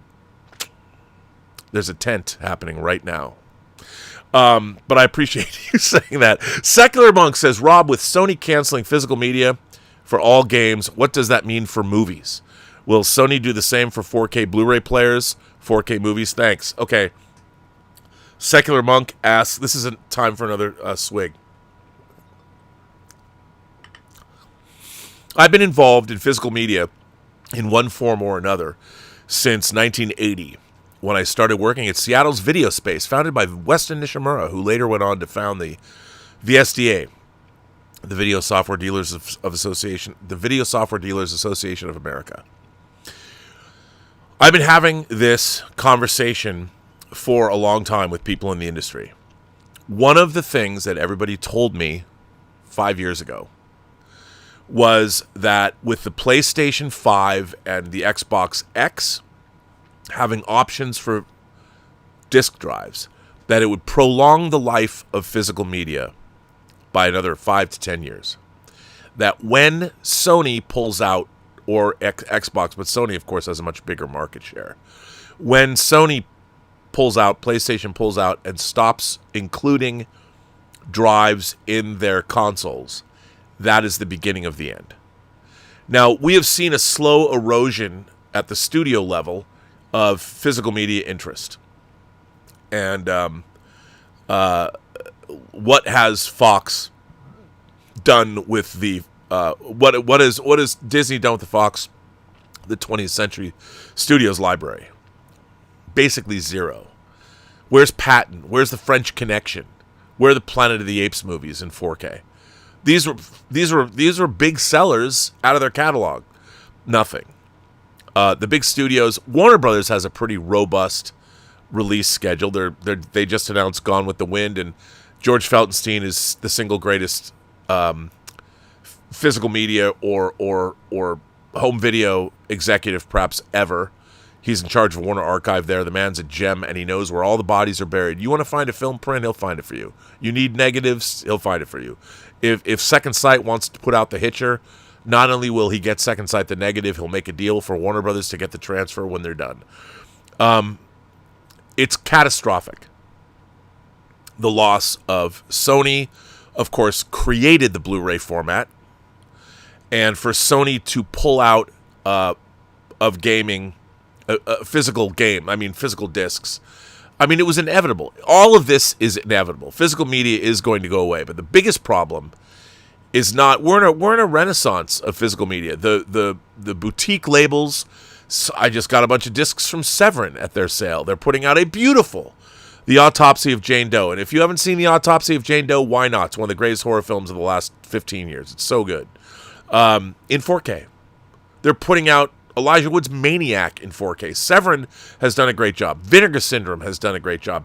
Their partner label Cinematograph is putting out William Friedkin's Boys in the Band in 4K. Actually, they already did, and I ordered it as a Friedkin fan. Kino Lorber, bringing us movies from all over the world. You can get Ilsa She-Wolf of the SS in 4K from Kino Lorber. Criterion, continuing to kill it. Stanley Kubrick box set for Christmas. Yes, please.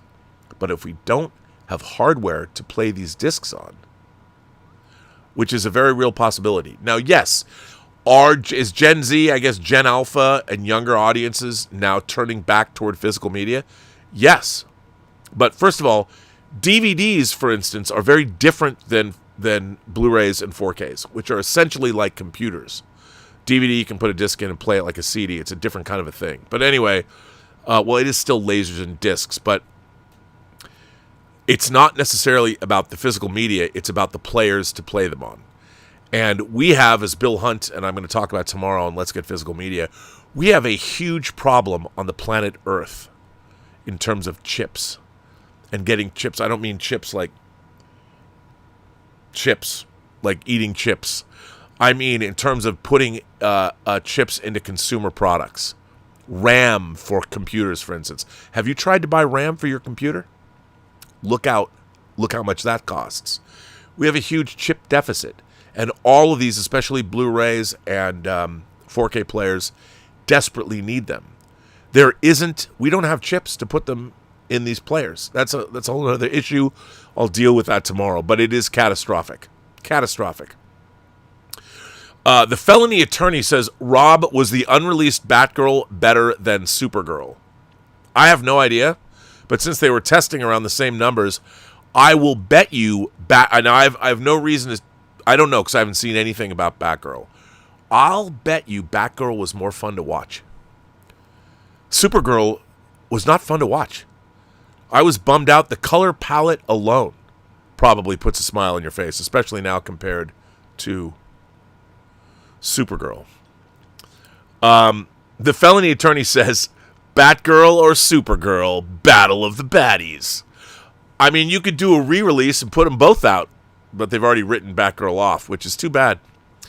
Torn to Watch Studio says, as you were reading, I opened a second tab and watched the Krypton opening. Damn, that was great. First of all, imagine that Krypton opening in, on a huge screen with John Ottman's score. How do you not? That's the opening of a movie. And after you see the opening, if you watch the opening of my documentary, I have the original opening of the movie. I stole it and used it. I didn't steal it, but I said, can I have that? And nobody said no. But it says, where has he gone? And then you cut to Krypton. And you see Superman come out of the crystal ship. I mean, the grandeur of that, the mystery, the fact that it's immediately evocative of the Richard Donner film. Like you say, damn, that was great. Why did they hire a dog abuser from another movie, The Drop, with Tom Hardy? I don't know. I don't know. Foolish American. Foolish American. Coy Jandrew's review of Supergirl is legendary. I have not watched Coy's review of Supergirl. I used to stream with Coy. First of all, congratulations. Coy got married to a lovely lady. And I am very happy for him. He's a really nice guy. I wish he stuck out for me a little more at one point in my life, but he's a really nice guy, and he loves comics. I don't think other than John Schnepp, I haven't met, or Ross Ritchie, I've never met people in my life that love comics more than Coy Jandrew. So I haven't watched his Supergirl review. I'll have to check it out. Wiley OFC says, speaking music supervisor facts, Rob. Well, like I said, I am a student of the motion picture business, and music supervisors are very important. By the way, shout out to my own music supervisor. Spring Aspers was my music supervisor on Free Enterprise, which has a soundtrack album. You can get the soundtrack album for Free Enterprise, which is kind of a weird hybrid soundtrack album, but I'm very proud of the music. Spring Aspers, who's worked her way up the ranks over the last 25 years, and apparently she is a big macher over at Sony. So good for her, but she was amazing to work with.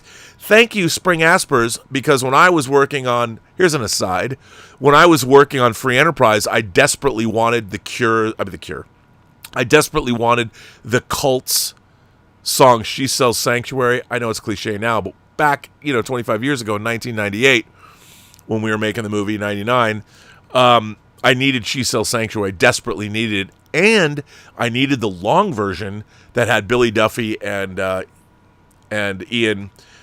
Hey, I needed that, and I had to go meet with him. I had to go meet Ian Astbury because he wanted to know why I wanted to use the Cult's She sells Sanctuary. So I met him at this office on Ventura Boulevard here in L.A., and thank you, Spring Aspers. And I sat down with Ian Asbury and told him how much I love the Cult, and I told him I'd seen him 4 times live, and he goes, "What, mate, really?" And he wanted to know where, so I had to tell him. Luckily, I was telling the truth, and I told him, how much Love had meant to me, and how much I thought, his the work. I was honest. As much as I like Electric, when they work with Rick Rubin, I said I thought it was a little too AC/DC, but it still kicked ass because you still had songs like Love, Remove a Machine, and then, but I did say that Love, Electric, and Sonic Temple, that was a trilogy, buddy. But thank you, Spring Aspers. That was so much fun. I also got to go meet Gene Simmons at his house for the same reason. He had to give me Kiss merch for free and let me show it in the film. And God bless Gene Simmons, he did. He said we could use action figures and we can have one of his songs quoted, and he allowed us to do it for free because he was friends with Alan Kaufman, our other producer, who's subsequently passed away. But thank you, Gene Simmons, and thank you, Ian Asbury, and thank you, Spring Aspers. You guys are great. The real Thomas Logan says, if Gunn had any dignity or class, he'd resign. You can't resign. He's making a movie. He's making almost probably a $200 million Superman movie. So, it ain't show friends, it's show business. And maybe you should throw yourself on the sword. If he was a samurai, he might commit seppuku. Gandalf the Wolf says, Happy 4th, Rob. What are these studio heads thinking? Repeat viewings is the bread and butter and meat of box office performance. Why this story? I saw it once. Molly was great, but the story, meh. Totally. I totally agree with you.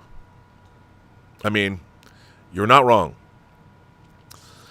Another View says, Hey, Rob, I would love to see you and Harloff on a show together again. You both have such honest and reasonable voices that are needed in this space. A weekly stream with you two would be awesome. I love Christian Harloff. I think he's great. And I know that my beloved Chris Carr is over with him now and working. It's great. But, Harloff has worked in the industry. Harloff worked at Silver Pictures. He knows a little bit more about how the movie industry works. I think part of the reason that, look, when you get me talking about Star Trek, I am not reasonable. I understand. And I do have a tendency to get angry because I get frustrated. Because I see things that shouldn't happen. This Supergirl debacle should not have happened. And I think there's reasons for it happening, but it shouldn't have happened. And one of the things I think about the entertainment business, and I truly believe this, is that the people in charge, the gatekeepers, the people that work at the studios, collectively, they know less about the movie business. They know less about the making of motion pictures, the physical production and the actual making of motion pictures than ever in history. And I think that's a problem. I think that's a real problem for the industry. And, yeah. Wiley says, wow, Spring did caught stealing and people we meet on vacation. You got to introduce me, Rob. I'm an aspiring music supervisor. Well, to be honest, I have not spoken to Spring Aspers in 25 years. But I loved her. Loved her to death. Loved her to death. So, and she's amazing.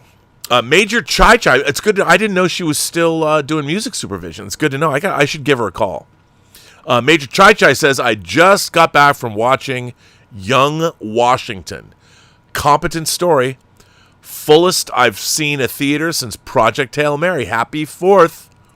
Well, that's good, Major Chai Chai. Thank you for your service.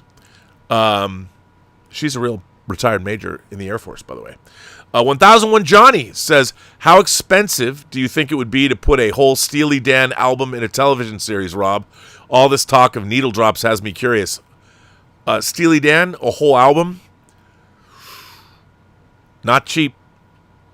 I mean, I'll give you. I'll tell you tales out of school. Just to give you an example, Free Enterprise. We shot the movie. It's a less than $1 million movie. Really. When I edited the film and I put all the music, the needle drops I wanted, My music budget. So what happened was the version of Free Enterprise that we sent to festivals had what's called a festival cut with the music in it. So the idea was they give you permission to use these songs in the festival cut of the film. And then when the film gets picked up for distribution, you then go back and you have to negotiate how much that you are going to pay for all these songs. Well, Free Enterprise had like 60 songs in it. And the music budget came back as $1.5 million. $1.5 million was how much all my songs were going to cost. So one of the things that I had to do when we sold the film for distribution was I had to pull out and reconceive my entire music budget. But there were 4 songs I had to have. I had to have Frankie Goes to Hollywood's Welcome to the Pleasure Dome. I had to have Shriekback's Underwater Boys. I had to have the Duran Duran's night version of Planet Earth. And I had to have the Cult's She Sells Sanctuary. My music budget was $50,000. Each one of those 4 songs I just mentioned, She Sells Sanctuary, Frankie Goes to Hollywood's Welcome to the Pleasure Dome, Shriekback's Underwater Boys, and did I say Planet Earth? They all cost $10,000 each. That's 4 songs, and I was left with $10,000. Thank God Spring Aspers, beautiful woman that she is. I mean, she was literally an incredibly beautiful woman, but I mean, she was a beautiful, competent. She knew her shit. She was so good. She made a deal with Network America, and I was a big fan of Network America. I was a big fan of Network because they had bands like Skinny Puppy on their label. And she was able to get Network America to come on. She made a soundtrack album deal, and I could avail myself of anything that Network America had. And so I got some really cool songs. There's an industrial band called Manufacture that Sarah McLachlan sang on. I got a song off that. That was pretty great. I got a song from a band called Sumac Sumac that I really liked, and a lot of other cool stuff. David Garza. I'm very proud of the Free Enterprise soundtrack. I'm very proud of that soundtrack because I pulled a rabbit out of my hat because of Spring Aspers. So anyway, it'd be expensive. Logan Miziak says, "Do you like that Gunn made Superman's parents evil?" Well, are they evil? I mean, I don't necessarily think a Kryptonian. It'd be like, Queen Isabella sending Columbus, right? I mean, we might think they're evil, but conquest takes many forms. I don't necessarily. Jor-El's looking at us. Here's a primitive planet. You're going to be the most powerful person on it. Bring these primitives up to speed. So, it's truly a certain point of view. Do I like that? I think I would like to see what happens. Major Chai Chai says, got Woman of Tomorrow after seeing Pauly from Latino Slant and Paul Chato discuss it. After reading, I revised my opinion of the film downward. What a missed opportunity from story to production design. I'd heard, and I don't know if I can confirm this, somebody told me this, and I don't know if it's true, that Craig Gillespie never read the comic. First of all, that comic, you talk about the art department, show me that. What is going on? What is going on? But you're absolutely right, Major Chai Chai. I have got some tips to read. Actually, there's, let me see as I find. Yes. Stubble McShave says, what are you doing here? Shouldn't you be out celebrating your 250th by getting hammered beyond belief and making a fool of yourself? Well, here where I live in Redlands, we have a big, huge 4th of July, a big city party that we have. There's an air show, there's parachuters, there's local bands, and there's great fireworks. And I'm doing that later, but not until 5. So I figured I would do a show now, because John Campia wasn't doing a show. So I figured, why not take this opportunity to do a show? Let's put on a show. I've got a barn. Science and Reason Lover says, a lot of these filmmakers are showing a lack of deep conceptual thinking. There's no way to create a cinematic universe without that. I want to write a letter about this. Well, don't want to. Do or do not. Do it. I'll read it. Science and Reason lover. And that brings me to letters, and I've got a shit ton of them. If you'll hang out with me for a while, we'll read some letters. How about that? Is that something anybody might be interested in doing? I have a lot of them, but I'm going to, I'll just start and see what I got. This one comes from Adonis. Hey, Rob, it's DL. What's up? And I wanted to let you know I finally finished my demo with Chris Carr and Logan. Seeing and experience this side of the creative world, seeing the work that goes into it to get to the product we all love. I was nervous about it, but I think you're one of the few people I spoke to openly without feeling vulnerable. Rob, you helped me keep a cool head and calm my nerves. Your words of support and guidance are always needed. Thank you. And then I have as a demo to read. And I want you did a great job. And like I was saying, your community provides a safe haven for people to come and be geeks and nerds that we are. No, you are not geeks and nerds. You are imagination connoisseurs. That's why I created that phrase. I made it up so we could all have something highfalutin to call ourselves. So you can't, look, no one has called themselves a geek or a nerd without slowly putting their head down or being sort of ironic. But you tell somebody you're an imagination connoisseur, and you've got a panic on your hands on the 4th of July. You say barracuda. People say, huh? What? You say shark. That's why you say imagination connoisseur. By the way, we all remember Alex Kittner today. Poor guy. But we do remember him. So let's see what I got here. What is next? Tracy Hudson. She said, she asked me not to read her poem out loud. Don't worry, Tracy. I won't do that. You're coming up on the next show. This one's a good one. Robert Romeo writes in, Dear Rob, who was asking for a Twin Peaks movie? This is a good one. This is Robert Romeo. I recently stumbled across an opportunity to see Twin Peaks Fire Walk with Me on the big screen. So, of course, I took it. While rewatching it for the first time in roughly 2 decades, I couldn't stop wondering, what was the experience like for the regular 1992 moviegoer? I imagine most in attendance had seen at least some of Twin Peaks the show, or had it explained to them and were prepared for the surreal madness that awaited them. But there had to have been a contingent that assumed that they could go in blind. For many in the latter cohort, it was probably the most art house film they'd ever seen by a country mile. Oh, how their minds must have been blown. My curiosity about the film's reception then prompted me to imagine what the popular discourse around the film would have been like if our current platforms, assumptions, and vernacular existed back then. I'm not talking about Siskel and Ebert espousing cogent arguments based on rigorous analysis. I mean armchair reviewers putting out 30-second out-of-the-theater reactions with titles such as, well, I just saw Fire Walk with Me and this happened. My accidental thought experiment about this TV show turned film strikes me as particularly relevant given the modern propensity for intellectual properties such as Star Wars and comic book characters to increasingly blur the line between home viewing and the theatrical experience. Not to mention the inflated cinematic budgets that streaming series and direct-to-streaming movies now receive.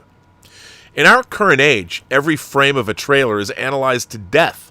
People have fiery debates about the long-term futures of fictional universes based on films that are years away, and speculation is the coin of the realm.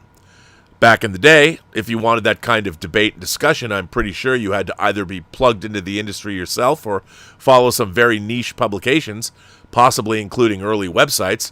Otherwise, you were limited to, maybe blessed with, a dry statement of fact announcement that a movie was coming.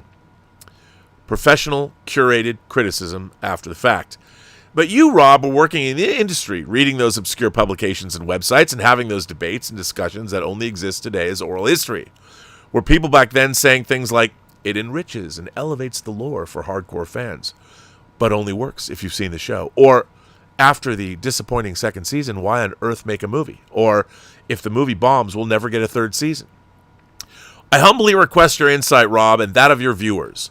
What were conversations about Twin Peaks Fire Walk with Me like, both pre and post its release? And if that's too specific, and no one recalls, I'm open to hearing anyone's thoughts on comparable releases and the shift in discourse in general. I thank you in advance and hope to catch your panels at Comic-Con. Sincerely, Robert Romeo, Inner Demon Entertainment. This, my friends, is a great letter. This is a great letter because, that movie came out in the early 90s, and I think Mr. Romeo brings up a really interesting point. What was this movie? Now, for anyone who's seen Twin Peaks Fire Walk with Me, it is an extension of the TV show, and it delves into what actually happened to Laura Palmer, and it's a very odd film. I can only really speak, I don't remember how it was reviewed. I can only speak to what I felt about Fire Walk with Me.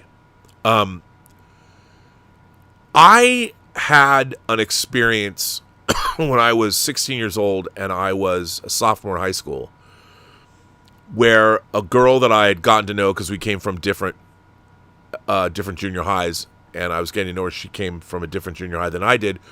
We became friends, and I really liked her, and she confided in me, not to bum you all out, but she was being horribly essayed by her mother's boyfriend. And she came to me, I was 16, and asked for help. And I helped her, took her to the police right away. And it was not, as a 16-year-old, it was a very difficult thing to go through. But speaking with her about what happened and how she felt about how it was, and the whole experience, it lasted, my part of it lasted, for her, it was ongoing for over 4 years. When I saw Fire Walk with Me, all of that came rushing back to me. And it was almost 10 years since this experience and me getting involved in the police and all that. And I felt that Fire Walk with Me was a truly groundbreaking horror film that really delved into, in its own way, the horror of what victims of these kinds of terrible crimes, because the first thing they do is rob you of a part of your soul and who you are.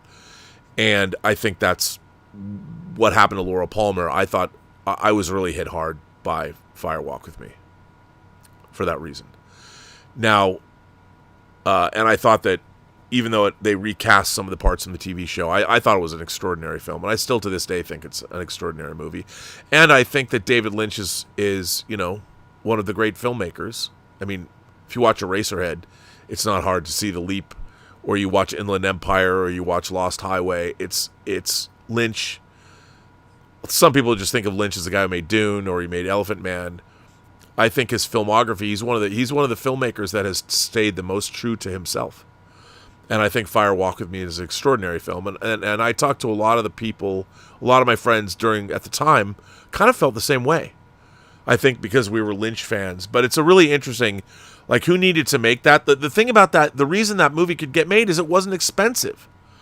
The problem, one of the problems with Hollywood is studios don't know how to make. I mean, what I am hoping is that what both Kane Parsons and Curry Barker have done, and look, we'll know, the jury's still out. The thing that I'm most curious about right now in terms of movies is not, look, man, I'm deliriously excited to see Avengers Doomsday, and Avengers Doomsday is going to be great. I will die on this hill, and maybe I'll have to die on this hill and eat my words if it turns out not to be great, but it's going to be great. Everyone's gonna have a great time, and they'll come back and go, "Yeah, you're right, Rob. That was really pretty great," because it is what it is. It's not Lawrence of Arabia. It's Avengers Doomsday. It's going to be a lot of fun to watch that movie. I guarantee it. As a matter of fact, it's going to be fun, and Daddy's not going to take the T-bird away. And it's going to be fun from the opening minutes of the movie to the very end, to the post-credit scene. But in terms of what I'm most excited to see is Curry Barker's new movie, which is already shot. The movie about the paranormal investigators. Can he tell that kind of a story? It'll be interesting to see. It's going to be fun. But studio movies have gotten way too expensive, so movies like Fire Walk with Me would never get made today. I don't know what the budget is. Here, let's check out, since I want to know. I'm just going to check out the internet. Or wait, I have to write the... what? So, what? what was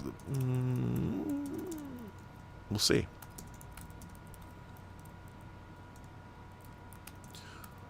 $10 to $12 million. $10 to $12 million. I mean, for a show that was a cause celeb when it first started on TV, that was not a big. So, okay, here's the overview. The film was distributed in the U.S. by New Line Cinema and CB Pictures internationally. It struggled at the box office, grossing just over $4.1 million domestically, despite its initial financial failure.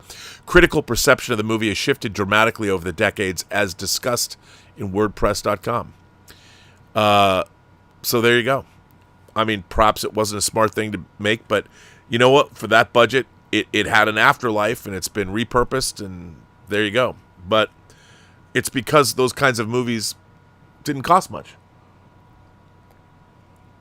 What Backrooms and Obsession have shown, that the right films can be made on budgets. The problem is studios can't make movies like Backrooms, and well, they might be able to make Backrooms, but because they're all guild signatories, and the guilds have made it so the studios cannot make low-budget movies and get them in theaters because they're guild signatories. So it's a tough call, but it's because movies are too expensive. What a great question, though.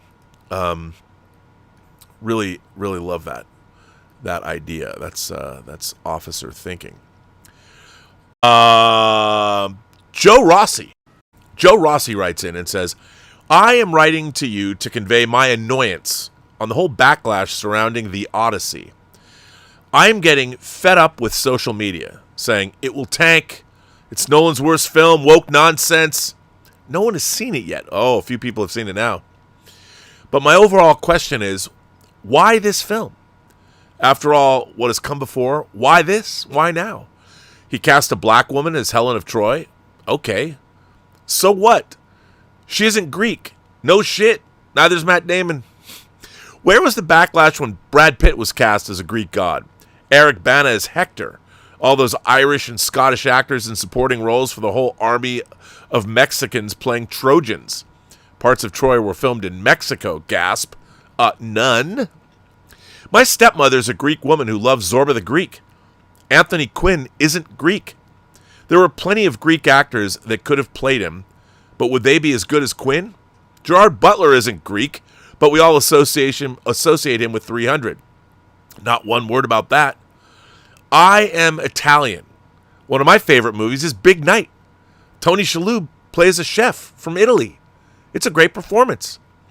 Never did I once wonder, they should have gotten a real Italian for the part. So, am I ignorant to wonder what is the big deal? Or maybe it really is because Lupita Nyong'o, an Oscar-winning, bankable, Black Panther raises her price, beautiful woman, was cast as a fantasy demigod in a poem that 90% of the online crybabies haven't even read. So, would this movie have gotten a pass 20 years ago? Maybe. Or maybe social media has taken the fun out of going to the movies to look at something new, or old-fashioned, or daring. I believe The Odyssey was made with love and passion. That should be good enough for now. Or at least until we've had a chance to see it. Thanks, Rob. Joe from Montreal. Great letter, Joe. I'm of two minds about all of this.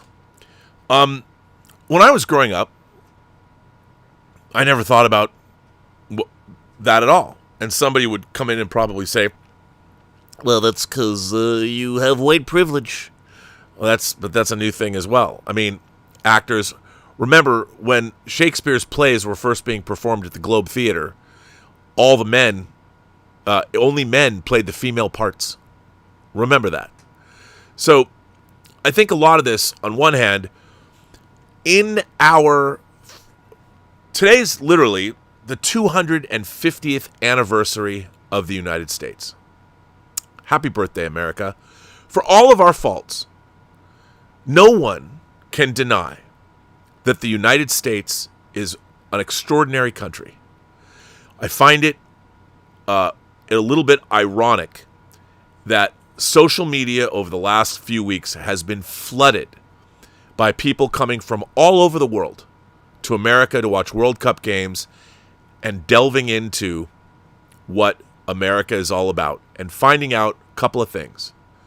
The people here, pretty great. And that we have all of these fun things that we've taken for granted. Like, when was the last time you walked into a Target or a Walmart and thought to yourself, this is amazing? Well, sometimes it takes people that aren't you, people that are from outside your world, to remind you that the world you live in is pretty goddamn extraordinary. The United States in World War II was going to sit that one out, let Europe fight it out. You know, Pearl Harbor, whatever you want to think, comes along and America jumps into the war. America was not the America of today. We had to create a war machine. We had to build it. And we did. Because when Americans want to get together, we might be the most divided, crazy, Republicans, Democrats, left, right, whatever. But when the shit goes down, Americans are like, fuck it. We got to get stuff done. Let's get to work. And then, you know, and I've experienced this. I said this on my show before, that I have a Toyota Prius. I know. Come at me, bro. And one day, I went over a construction site and I ran over a nail or something, and one of my tires was shredded. And I was by the side of the road. I had roadside assistance and all that, but I had to wait to get a tow. While I waited, I would say that, I don't know, 15, 20 people stopped. They didn't know me, and they asked if I needed a hand. Can I get you help? They did. A couple months back, I was at the grocery store. I went to the grocery store. I went to the local gas station, and my battery was, I needed a new battery, and my battery was dead, and I hadn't, I was between paychecks or something, and I needed to buy a battery for my car, but it was dead, and I needed to get a charge. So I went down to the local gas station, and I asked, I drove Elizabeth's car down there. I said, hey, do you guys have a charger? Can I borrow it? And they're like, no, we don't. Guy behind me says, hey man, I got one of those ultra superchargers. Why don't I just follow you back to your house and I'll charge your car for you? I didn't know this guy. Turns out he lived in town. And, you know, it wasn't a very long drive, 5 minutes, but still, he drove to my house. And nicest guy, and then gave me a card. He says, hey, my friend this is his shop in town. Go, if you need something, if you need some work, go see him. I've still got that card in my car. And he gave me a charge. I went down to the auto shop or auto supply store and bought a new battery and put it in. And I believe that Americans, we have been divided on purpose for various reasons. But I think that is on social media. But when you're face to face with people,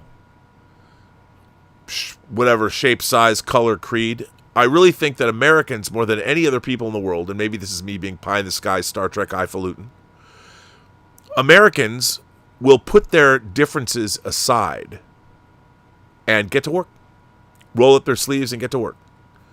That's all I've really ever witnessed in my life. Have I come across bad people? Sure. But for the most part, I think Americans, our attitude is what sets us apart. Americans are like, yeah, we can fix that. Yeah, we can get that done. We can do anything. And I think it's built into this country. And unfortunately, we're so divided. Am I a Trump supporter? Not really. When I hear he's profiteered and made $2.5 billion while he's in office, that is an indicator to me. I don't have to hear anything else. But that is an indicator that he is working for himself more than the American people. I look at inflation, I look at food prices, I look at gas prices, and when I have to see that our president has personally and his family has benefited and a lot of people would say, and this is the attitude, well, Rob, what does it matter? Who cares? Well, it matters because you took the job and everybody supported somebody in a job, and I don't think I've ever seen the country itself in the position that we're in now, across the board. And we don't deserve it. The American people are better, and we deserve better leadership across the board. all the way around. I mean, the Democratic Party, the party that I'm a registered Democrat, and I don't think I'd vote for a fucking Democrat if you put a gun to my head. Talk about disappointing. Democratic socialists? Socialists? You're just a lazy bunch of fuckers who don't want to work. Give me a break. Well, prices are too... So do something. Work hard. You know, you can do anything you want. You can make it happen. America is the place where dreams come true faster than anywhere else in the world because you have people that will help you and you have the resources to make it happen. And is it easy? No.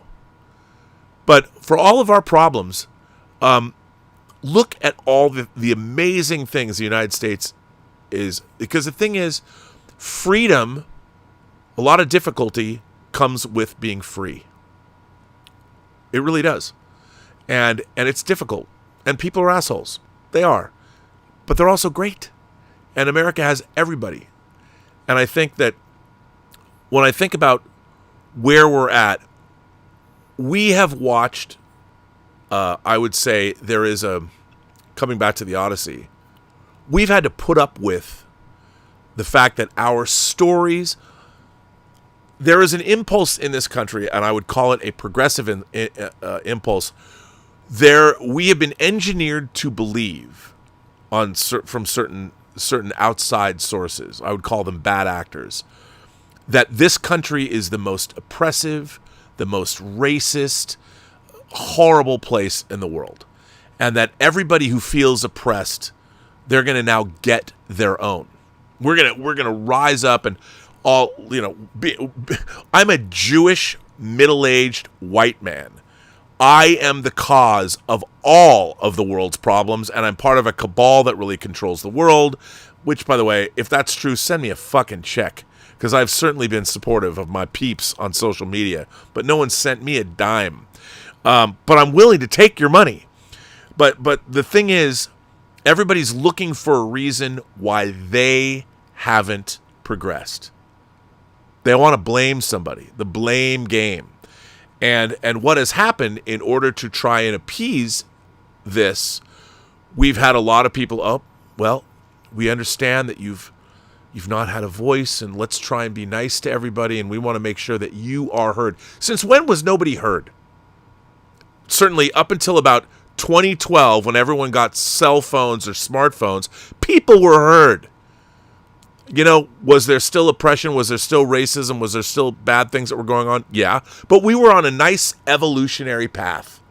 Everything was changing. Why? Because people were working together. There wasn't cultural appropriation. There was cultural sharing.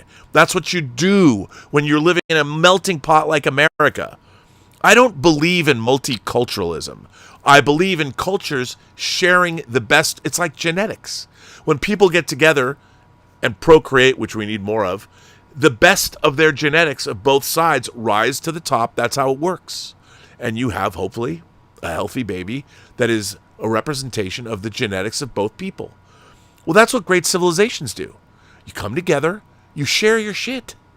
Now, I'm not saying you erase your culture, but hopefully what you do is you create a new culture that represents the cultures that came together that create it.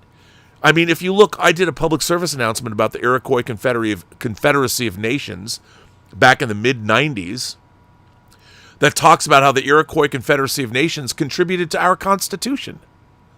Our forefathers, to create the American Constitution, took ideas from the existing indigenous cultures that were already here. Now, you could say, how well did that work out for them? Well, I would say not well, but that's because we were, not very nice people. But still, Congress recognized this contribution back in the late 80s, and we made a public service announcement to celebrate that. I should actually find that, download it, and play it. I should have played that if I thought about it today. But that's what you do. Now it's like, well, you can't wear your hair with those braids because it's cultural appropriation. By the way, all of that's been engineered.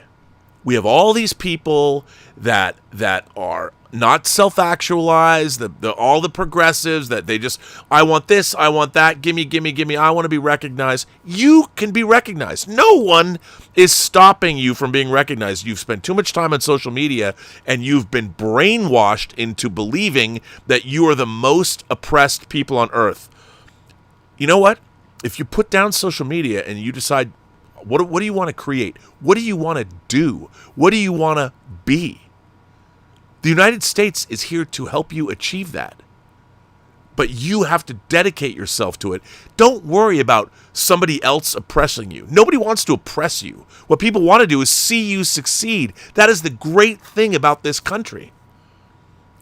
Now, are there obstacles? Yeah, I've worked in Hollywood for fucking 38 years. There are plenty of obstacles. But you know what? If you choose to put your mind to it, you can pivot, you can do all kinds of things. I might not have made films like Stanley Kubrick or David Cronenberg or John Carpenter or Steven Spielberg or Francis Coppola or Christopher Nolan. But in my own little way, I've been continuing to work. I've had a lot of fun. I'm proud of all the work I've done. I'm very proud of my Star Trek book. I hope you guys will support it. I'm very proud of all the work I've done. Very proud of True Noir, The Assassination of Anton Cermak, that I got to work with 25 great actors. Emmy nominees. Eric McCormack, who starred in Free Enterprise. It was great. I worked with him. He's a multiple Emmy winner. I put up a couple of clips on my Instagram of his performance in Free Enterprise, and he even wrote me back. He's like, my God, it's so great to see this. Anybody can do anything. Now, the problem is, I think that we've been so gaslit over the last 15 years by all of these people, and we have had to watch everybody trying to right the perceived wrongs of the world. We have to make sure that these people and these people and these people and these people feel represented, so we're going to shoehorn all of this representation into stories, or the stories themselves are going to be, well, let's face it, made less good by shoehorning certain things in so we can prove that we're standing up for all of these oppressed people. And we've had to put up with shitty stories that are fraudulently created by creators that feel that they've taken on platforms and it's their job to bring us the message. Like what? Like you know better than the rest of us? You know what you've done? They have ruined education. They have ruined entertainment. And it doesn't work. Where's the modern audience for Star Trek? There isn't one. Star Trek alienated an audience that was inspired by it. We're going to celebrate Star Trek's 60th anniversary, and look what fraudulent creation did to the franchise. Not Star Trek 09, not J.J. Abrams' Star Trek, and not Dustin Lin's Star Trek. The 3 J.J. Abrams Star Trek produced movies that Bad Robot made, I don't like them. But they're not victims of trying to curry favor with the online masses. Modern Star Trek, the Alex Kurtzman Star Trek is. He comes up and says, we're going to use Star Trek to provide the right message. Well, what right message is that? Since when did you get a burning bush? Are you bringing down some tablets from the top of Mount Ararat to like bring down to the mouses and say, hey, do you know where fucking Noah's Ark is? Why should anybody listen to what you have to say? Tell us a goddamn story. So when people look at what Christopher Nolan does, now here's the thing. I would say C-Note, as I like to call Christopher Nolan, C-Note has already won us over. Now, a lot of people can say, you know, okay, I've got problems with Christopher Nolan's movies. But if you look at his pantheon of films, you know, Following, Memento, Insomnia, Batman Begins, The Prestige, The Dark Knight, Inception, Dark Knight Rises, Interstellar, Dunkirk, Tenet. I mean, whatever, you might not, Tenet, But you look at him, that man has done nothing but provide incredibly well-made entertainment.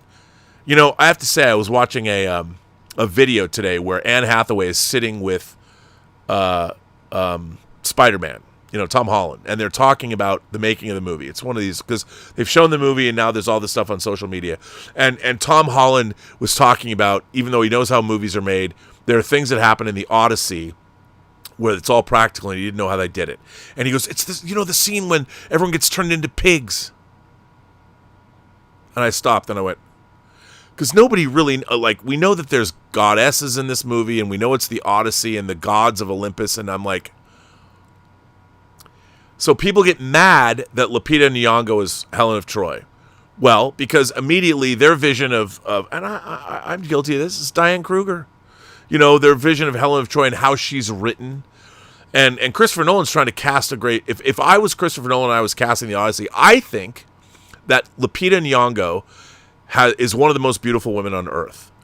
It's that I don't know which where in Africa she's from, but that kind of face. There's a girl on social media that looks kind of like her that has really blue eyes. I mean, incredibly beautiful. Now, different flavor, certainly, of beauty from the traditional Helen of Troy, but she's an incredible actress, but her face is exquisite. The camera loves Lupita Nyong'o's face.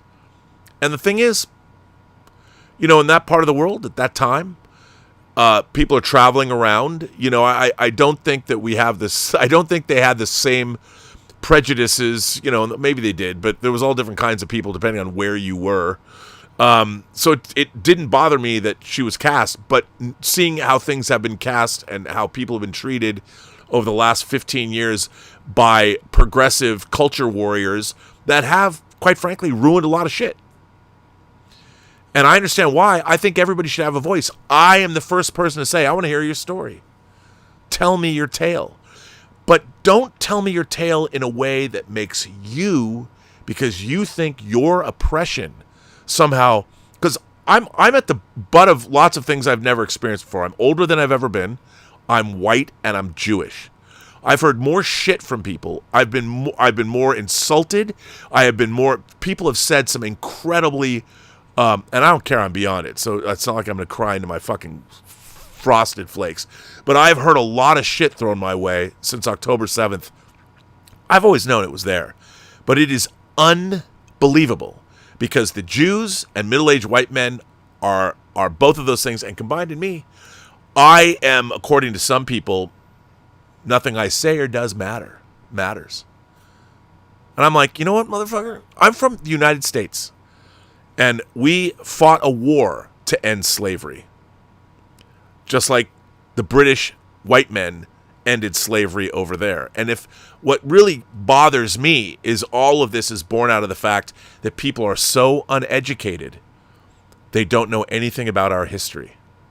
I used to think that and I'm convinced of this. Here's something. I get why people can be angry with Israel, but all beyond that, that's one thing. But I knew we were in trouble when people are marching in the streets in Europe on October 8th when Israel is still counting its dead. But nowadays, no one actually even knows what happened in the Holocaust. When we were growing up, because we were a lot closer, when I was a kid, I was a lot closer to when the actual Holocaust happened, there was all kinds of pop culture about the Holocaust. Because there was many, even Paul Newman's movie Exodus, all of that. There was what happened, not just about the Holocaust, but all of World War II. Everything that happened. What happened to the Russians in World War II? Nowadays, we have an entire youth that doesn't even believe World War II happened, or much less could tell you anything about it. They don't know what the rape of Nanking is. They don't know. And that, to me, is combined with all the progressives that believe that they've been victimized in some way. That mindset, combined with the lack of education, that is the true danger. And people are like, I want to be a communist. I want to be a socialist. Really? It hasn't been done right yet. Please, read a fucking book. I beg all of you. This is my wish. As we move forward, we live in the greatest country in the world, despite all of our problems. And there are myriad problems. But at the end of the day, look, I think that we have a coordinated campaign to rip off as much money from the United States and the American people by our current administration as possible. We are in bed with Qatar because of money that have been financing anti-Americanism all around the world, including at our universities for 25 years. This is not the ramblings. Just look, ask yourself, why is Qatar paying billions of dollars to our colleges? Why? You think Tucker Carlson isn't now on someone's payroll? Whether he's being paid by Putin talking about how great Russia is or being paid by Qatar, it's always, always, always about money. And who is suffering now? The American people. That said, we're still the greatest bunch of folks on this planet. We really are. And do I think that we're better than anyone else? No. I'm not saying that we're the greatest bunch of people on this planet based on or to diminish other people. We saw all these Europeans and people. We saw people from Asia. We saw people from Europe. We saw people from Africa. We saw people from South America. We saw people from all over the world come to America to enjoy the World Cup. Look at the Tartan Army from Scotland. What did they discover? The Brits, man, they thought we were going to fuck up the World Cup. Did we? No. Because at the end of the day, the greatest thing about this day, July 4th, is you know what Americans want to do? We want to have a fucking barbecue and invite everybody to come. We want to do crazy, stupid shit like get on our lawnmowers and drag Roman candles going off behind us. We want everybody to have a brewski. We want everybody to come here and have some fun. That's what Americans want to do. And then you sit around at that party and you say, hey, man, you know what I was thinking? As you have your fourth or your fifth or your sixth beer, I was thinking about this. And at that party, someone will be like, that sounds great. We should do that. And you never know what gets born out of those backyard hootenannies. That's what America is great at. Thinking shit up and making it happen with your unlikely neighbor that you didn't like in the first place. And then you realize, they're not so bad. That's our greatest strength. Our greatest strength is we're a jolly bunch of folks that we might be divided on social media and on political grounds, but you go out to a park and you go out and throw a party or whatever, everybody throws open their doors, come on in. That's what we're best at. We are best at having a good time and dreaming shit up and making it happen. That's our strength. And that's why America is still here. It was founded by a bunch of people that said, this monarchy sucks. Let's risk everything, travel across the ocean, start a new country. That's why the United States endures after 250 years. Does our country, are we in sort of a bad state now? Yes. But I would say, as my friend Alvaro said, we are being tested. Democracy should be tested. And like President Andrew Shepard said, people like, Andrew Shepard? In the American president, democracy, you got to want it bad. And that's one of the things that we've forgotten. We have been driven away from it by powerful forces that are manipulating our thought processes by our own black mirrors. But you know what? At the end of the day, I believe in America. I think America's great. I think America, fuck yeah. And it's America's 250th birthday. And I think the people that are watching this show right now, you imagination connoisseurs, that's what America is all about. We are all imagination connoisseurs in our regular fields. And you know what? We have to decide who we're going to be and how we're going to move into the future. And I know the only way we can do it is with other people together. And on that note, I should end the show, but people have sent in some super chats. So I will continue to let's see what are people saying. Wait, I can't. There must be people. Bend Over just sent in $1.99. Thank you for that. I appreciate that. What's up? It's Dom. Is that like Dominic Toretto? Sent in 5 Burnettwork memberships. That's very nice. The real Thomas Logan said, DC Universe shill Coy Jandrew says, anyone who dislikes Supergirl is stupid. Pipsqueak has no business opining on shit he's being paid to promote. Zero integrity. Well, see, that's the thing. Am I stupid? I wouldn't say that I am, and I think Supergirl's not a good movie, and the proof is in the pudding. It's how do I know Supergirl isn't a good movie? Because no one's going to see it.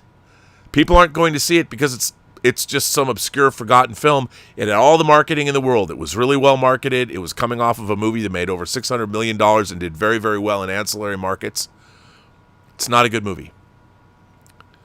What's up? It's Dom says, Rob, I don't know if you spoke on this. I did speak on this already. I just got in. What are your thoughts on the PlayStation and Xbox killing physical discs in 2028? Well, I already talked about it on the show, and I'm going to talk about it a lot more tomorrow on Let's Get Physical Media. Major Chai Chai says, lots of folks in chat are admiring your t-shirt. Where did you get it? This is, of course, the tactical display, a Starship Tactical targeting display from Star Trek II: The Wrath of Khan, and I just bought it on the internet. Most of my t-shirts are buys on the internet that I see, and I'm like, oh my God, I love that shirt. Click. I did see this pop up the other day on Facebook. It came off Facebook. And you know what? The people that know it, because I know that my t-shirts, if you know what the t-shirts are, we can be friends because you get it. People love this shirt. I don't know exactly where it came from. I got it on Facebook.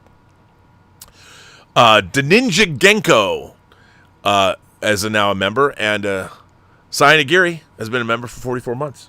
Well, now that I've gone off on my, you know what? Okay, since it is the 4th of July. Is it really 121? Wow.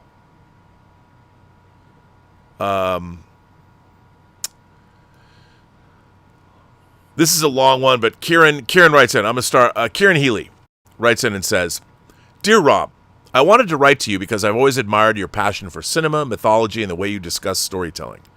I love how you dive into other worlds while also exploring the truths behind how films are made.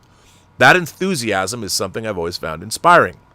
I'm currently 25 years old, and so far I've completed a feature film and a short film. Congratulations. My feature was a thriller titled 'Tis Terrifying. Ooh, I like that.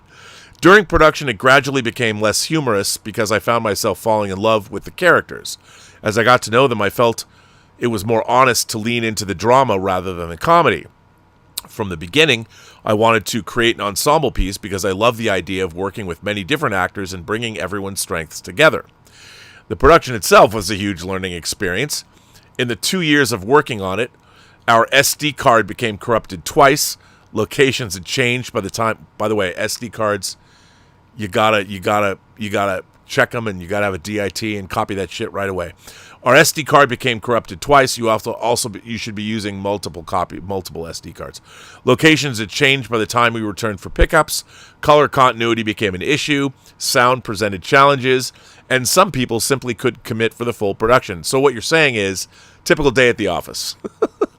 That was the easy part. Editing was a nightmare. As a result, I found myself rewriting sections of the script while we were still filming.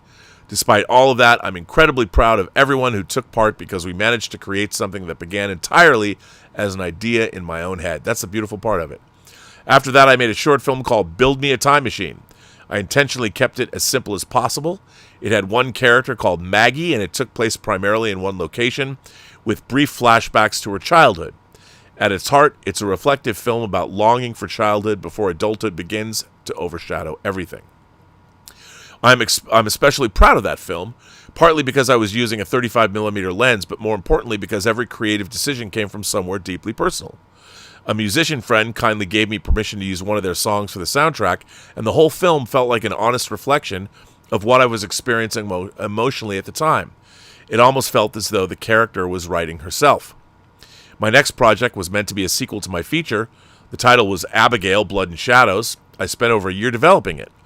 With this, I wanted to be much more careful to create something authentic since I know now and understand the characters. I wrote 7 drafts, storyboarded numerous sequences, assembled a full cast, and was literally one email away from confirming the venue, and then everything began to unravel. 2 actors dropped out at almost the same time. Some people stopped responding altogether. My mother became seriously ill and was admitted to the ICU, and I was dealing with personal issues of my own, and my lead actress also had important things happening in her life. It all came at once. That was a few months ago, and since then I've decided to focus on developing another small short film just to keep creating.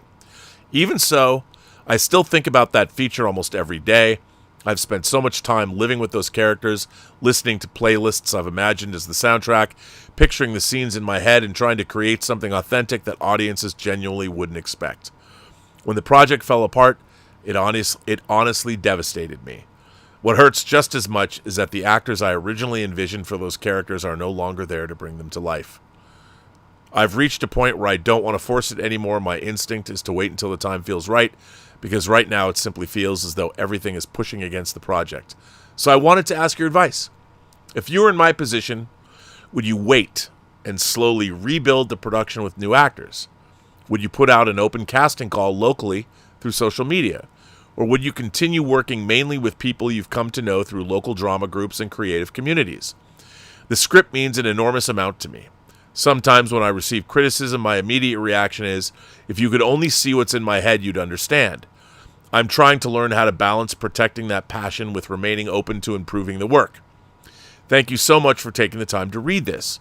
Whatever advice you have would genuinely mean a great deal to me. Kind regards, Kieran. Well, first of all, Kieran, you should be very proud of what you've already accomplished. Getting a feature made and a short film made is amazing.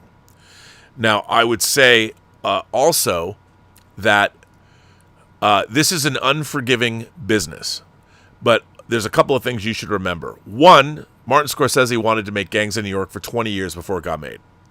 He never gave up. That happens with a lot of projects. A lot of passion projects, they go through very many permutations before people get them made. I have a movie that I've wanted to make for 30 years. I have a script. I don't know. I thought my career would amount to some place where I would actually have the clout to make this film because it's expensive. But I still want to make it. You can't give up on what you do. And I can tell you this, work begets work. I would make that short film. And remember that filmmaking is a collaborative medium. You know, if you're too in your head about what you want to make, it sometimes will get in the way of you finding collaborators that will take you to the next level. You'll find things in your collaborators that you never expected. For instance, when we wrote Free Enterprise was born out of frustration that I had working on the Star Trek experience. And we were supposed to write an entirely different script. And Mark Altman, through various things, Mark Altman and I ended up writing the script about ourselves. And at first, we were going to play ourselves in the movie. And then I quickly realized I don't want to make a movie where I'm playing myself. I mean, I didn't want to do that. I wanted to work with actors and things. And the first person that I saw when we were casting the movie with the late, great Linda Francis, who was our casting director, was Eric McCormack. Canadian actor. Didn't really look like Mark.